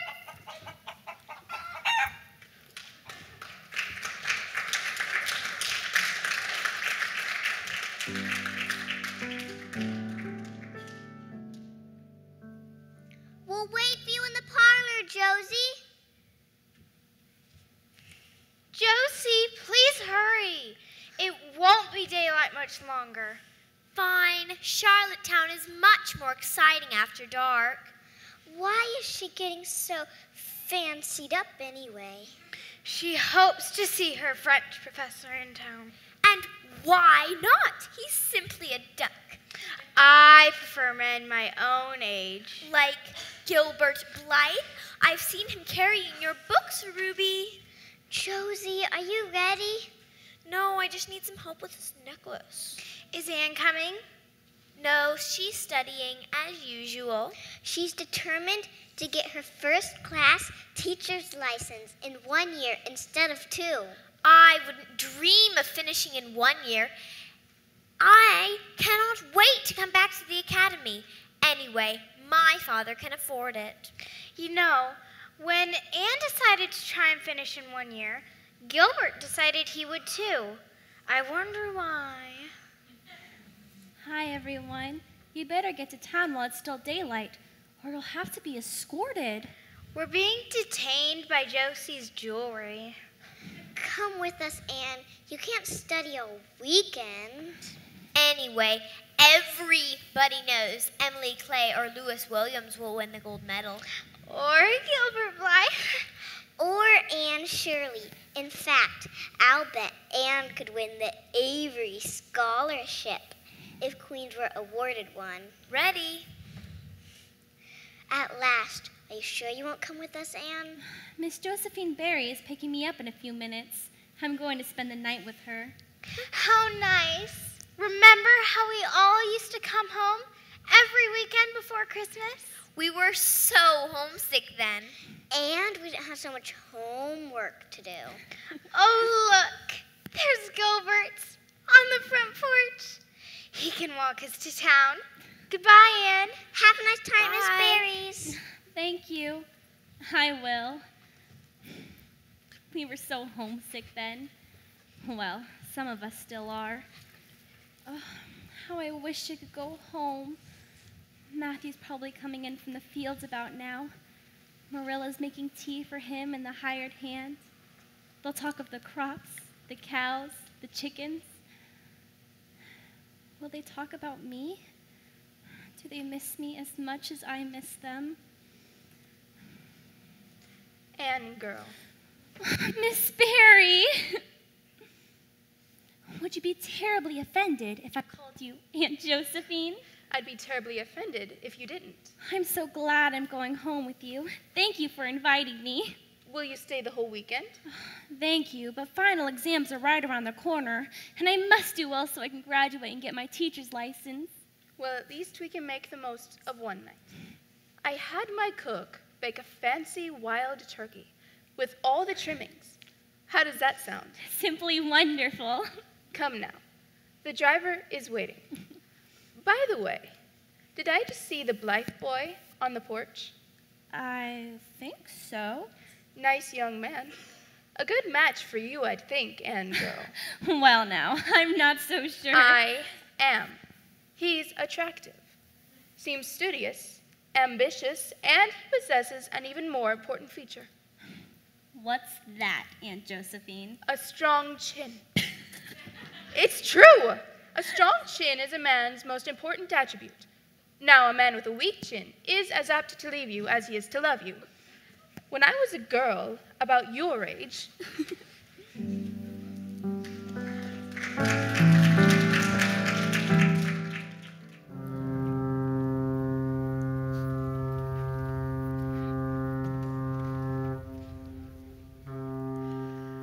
I think it's this way. Don't you know? You brought her to the academy. That was a year ago, and by buggy. We came by train this time. Rachel, you've been to Charlottetown before. Only to the fairgrounds and to hear the premiere with you that one time. Actually, I think it's this way. Well, if all else fails, we can always ask somebody. Miss Cuthbert, Mrs. Lynde, you're going the wrong way. Oh, Miss Stacy, you're a beacon in the fog. We haven't seen you since you left Avonlea. I wouldn't miss the graduation of the best students I've ever had. I only wish they could go on to college. We just wish we could afford it. Queens was about as much as we could handle. Who can afford to send their child through college? Josie Pye's father could, but I doubt she'll ever graduate from Queens. I understand that the teaching position in Avonlea is vacant again. Yes, and Gilbert Blythe has applied for headmaster. We haven't had a man since Mr. Phillips. Imagine me calling Gilbert a man. Come, follow me. We don't want to be late.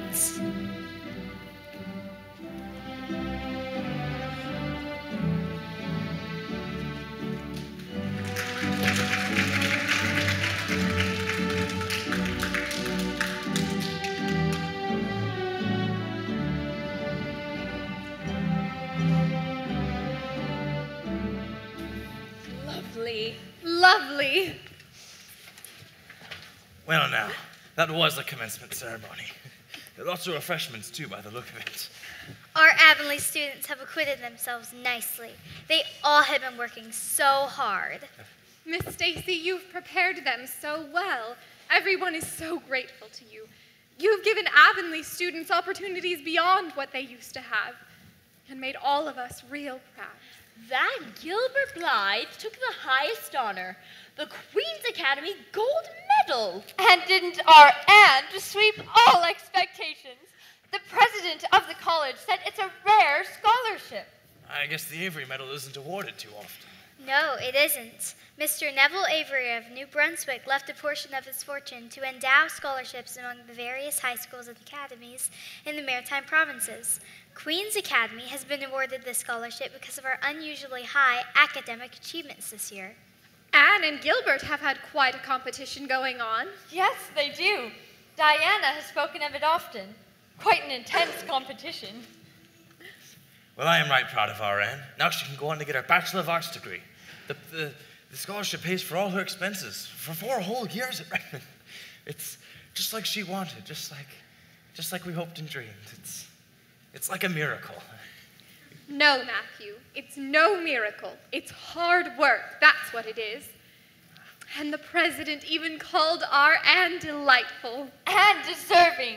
And so she is. Delightful and deserving. She just may go far. For a woman. You know, those refreshments look mighty good. Oh, Matthew, you are such a man, thinking of your stomach at a time like this. It has been a delightful afternoon, and certainly calls for some ice cream. And I think I see Diana. Well, I'm parched. We need to find our medalists and congratulate them. Let's go around. There's a lot of people in that courtyard, and we need to find our girl. Come on. Look on her face when she saw.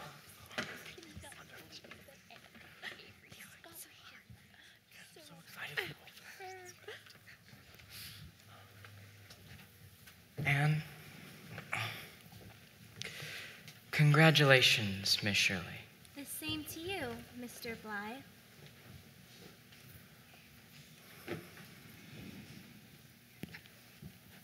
Oh, look.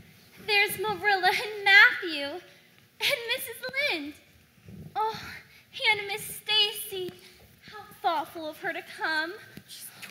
And Diana. Dear, dear Diana. And look at that. Moody Spurgeon, first in line for the cookies. Moody, wait for me. Diana, pour a glass of punch for me. I'm coming.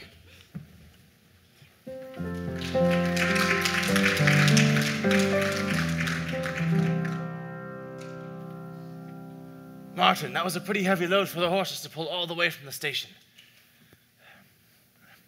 You get them some water. We'll carry in the bags. It's nice to be back. We've only been gone 2 days. Well, I guess that's the longest I've ever been away. Well, I'm glad we got a new full-time hired man. Looks like he took care of things okay while we were gone. Now, you let me get the rest of the bags. You mind your heart. Just get the mail. Where's Anne? Still gabbing with Diana, I reckon. It was nice that the Berrys let her come back with us. Goodbye. I'll be right over as soon as I unpack.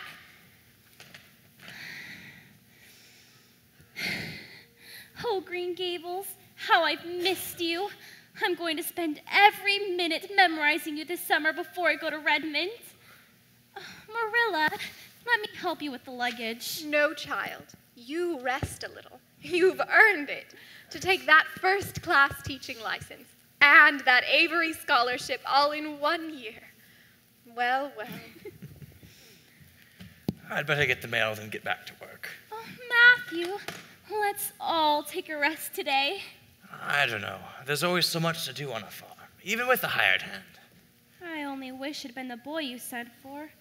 I'd be able to help you so much this summer before I go to college. Well, now I'd rather have you than a dozen boys. I guess it wasn't a boy that took that scholarship, now was it? It was a girl, my girl. My girl that I'm so proud of. Oh, Matthew. Marilla, at least let me help you take these to my room. The headaches again? They come and go. But this week the specialist's coming to the island, and this time I'm going to see him. These bags are heavier than when you left. I brought home all my books with me. Some of the students sell them or give them to friends, but I wouldn't part with a single solitary one.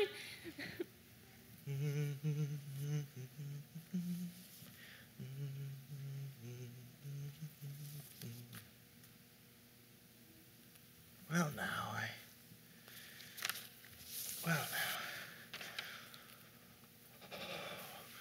Well, now.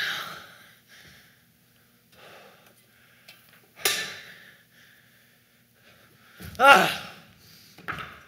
And then all the girls except Josie left, and there she was surrounded. Marilla, look! Matthew, what's wrong? It's the bank. The Abbott Bank. It failed. Oh, no. Are you sure? It's all right there. Everything we had in the bank, it's gone. Matthew, you've got to lie down. You're sick. I should have put our money in the savings bank. Like you said. Well, you can't do anything about that now. Anyway, we didn't have that much. It's gone. It's all gone. Matthew, is it your heart? Matthew! Anne, I'll get him to his room. You go get Martin. Tell him to go for the doctor at once. Yes, right away. And I'll get Mrs. Lynn and the Berries and anyone else I can find. Martin! It's Matthew! He's sick, real sick!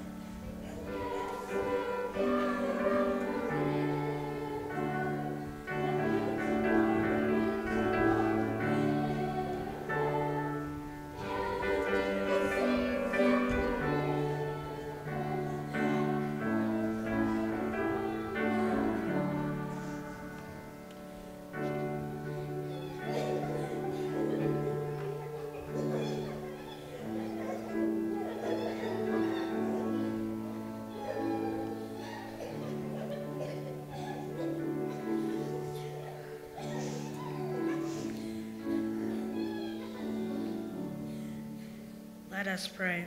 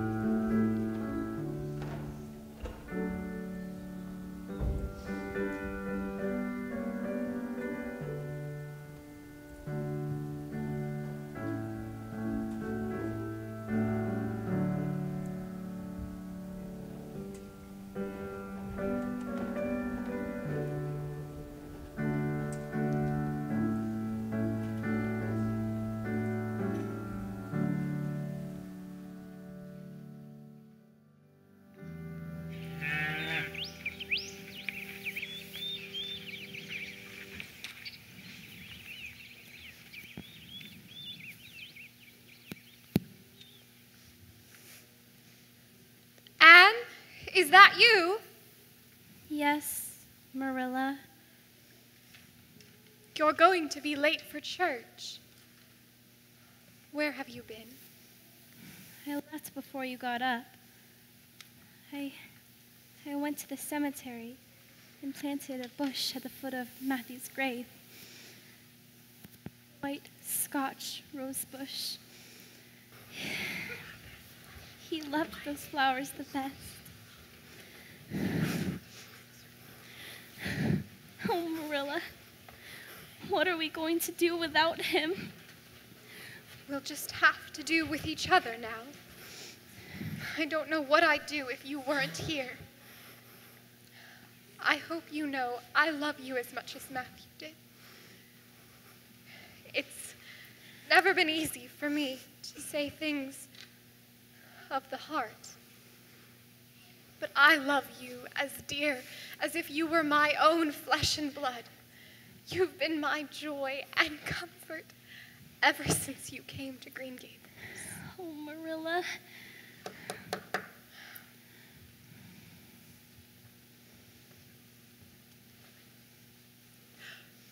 Why, Mrs. Sadler, I wasn't expecting you today. Morning, Miss Cuthbert. I was just down from Carmody to visit my uncle here in Avonlea, and I thought we might talk. Yes, we were just going to church. Of course. Sunday is the most appropriate day to discuss business anyway. I'll just drop by tomorrow. Morning to both of you. Marilla. You must be getting ready for church. All I need is my hat. What did that woman want? You know how punctual Reverend Allen is with his services. Marilla, what kind of business? I suppose you may as well know now as later. The specialist prescribed me a new pair of glasses last week. You told me that. But I didn't tell you that he said I couldn't read or sew or do any kind of work that strains my eyes, or I'll be blind in 6 months. Oh, Marilla. I can't run the farm, and there's no money to keep a hired hand anymore. I've got to sell Green Gables. Mrs. Sadler wants to buy it. Sell Green Gables? There's nothing to be done. Rachel Lynde said I could board with her. I'm so thankful you're taken care of with that scholarship. I'm just sorry you won't have a home to come to on your vacations. Forgive me. Now it's my turn to cry. But you mustn't sell Green Gables. I can't stay here alone.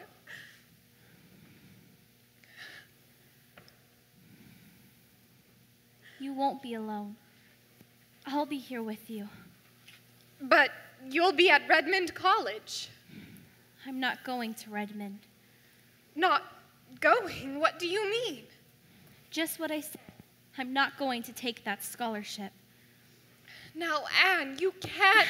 I'll find a teaching job, and we'll use part of my salary to pay a hired hand. Where will you teach? Gilbert Blythe already has the position here in Avonlea.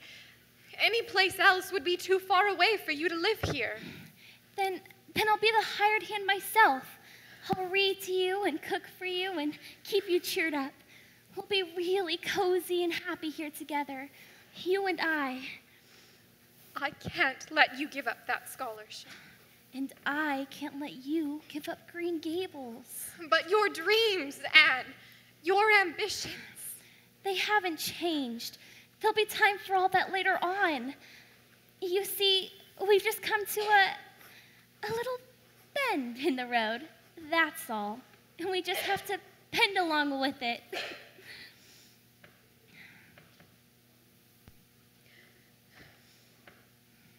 Oh, you blessed girl. Listen, the church service started. You go on ahead, and I'll be there soon. If that's Mrs. Sadler, I'll just tell her, why, Gilbert Blythe. Morning, Miss Cuthbert. Maybe you can get Anne to hurry along. She's been awful full of stalling tactics today. Hello, Anne. Gilbert? I understand from Mrs. Lynde that you plan to sell the farm. Why does Avonlea need a newspaper when it has Rachel Lynde? Marilla was going to sell, but not anymore. Because you're going to stay here and give up your scholarship. How did you know? I know you and your love for Green Gables. But how will you manage? You don't have a job, do you? Oh, I'll find something. Well, how about the teaching job here in Avonlea? But that job is yours. I hear the Board of Trustees has already approved I withdrew my application. But why? I found a teaching job at White Sands. I recommended you for the position here. The board said all you need to do is apply. Thank you. Thank you, Gilbert. I hope after all this, we can finally be friends, and you'll forgive me my old faults. I forgave you long ago. I was just too stubborn, too prideful to admit it. May I walk you to church? I believe the service has already started. You go on ahead. I'll be there soon. Too bad Mr. Phillips won't be there. Our old school teacher. Why him? He might make us sit together for being late. Then let's pretend he is there, and we'll sit together anyway. I have an idea. Why don't I reintroduce myself, and we can start all over again. An excellent idea. My name is Gilbert Blythe. I'm very pleased to meet you. Well, I'll be waiting for you at church. And my name is Anne Shirley, but please call me Cordelia. I think Cordelia is a much better. My name is Anne of Green Gables, and at this moment, I know that God is in his heaven, and all is right with the world.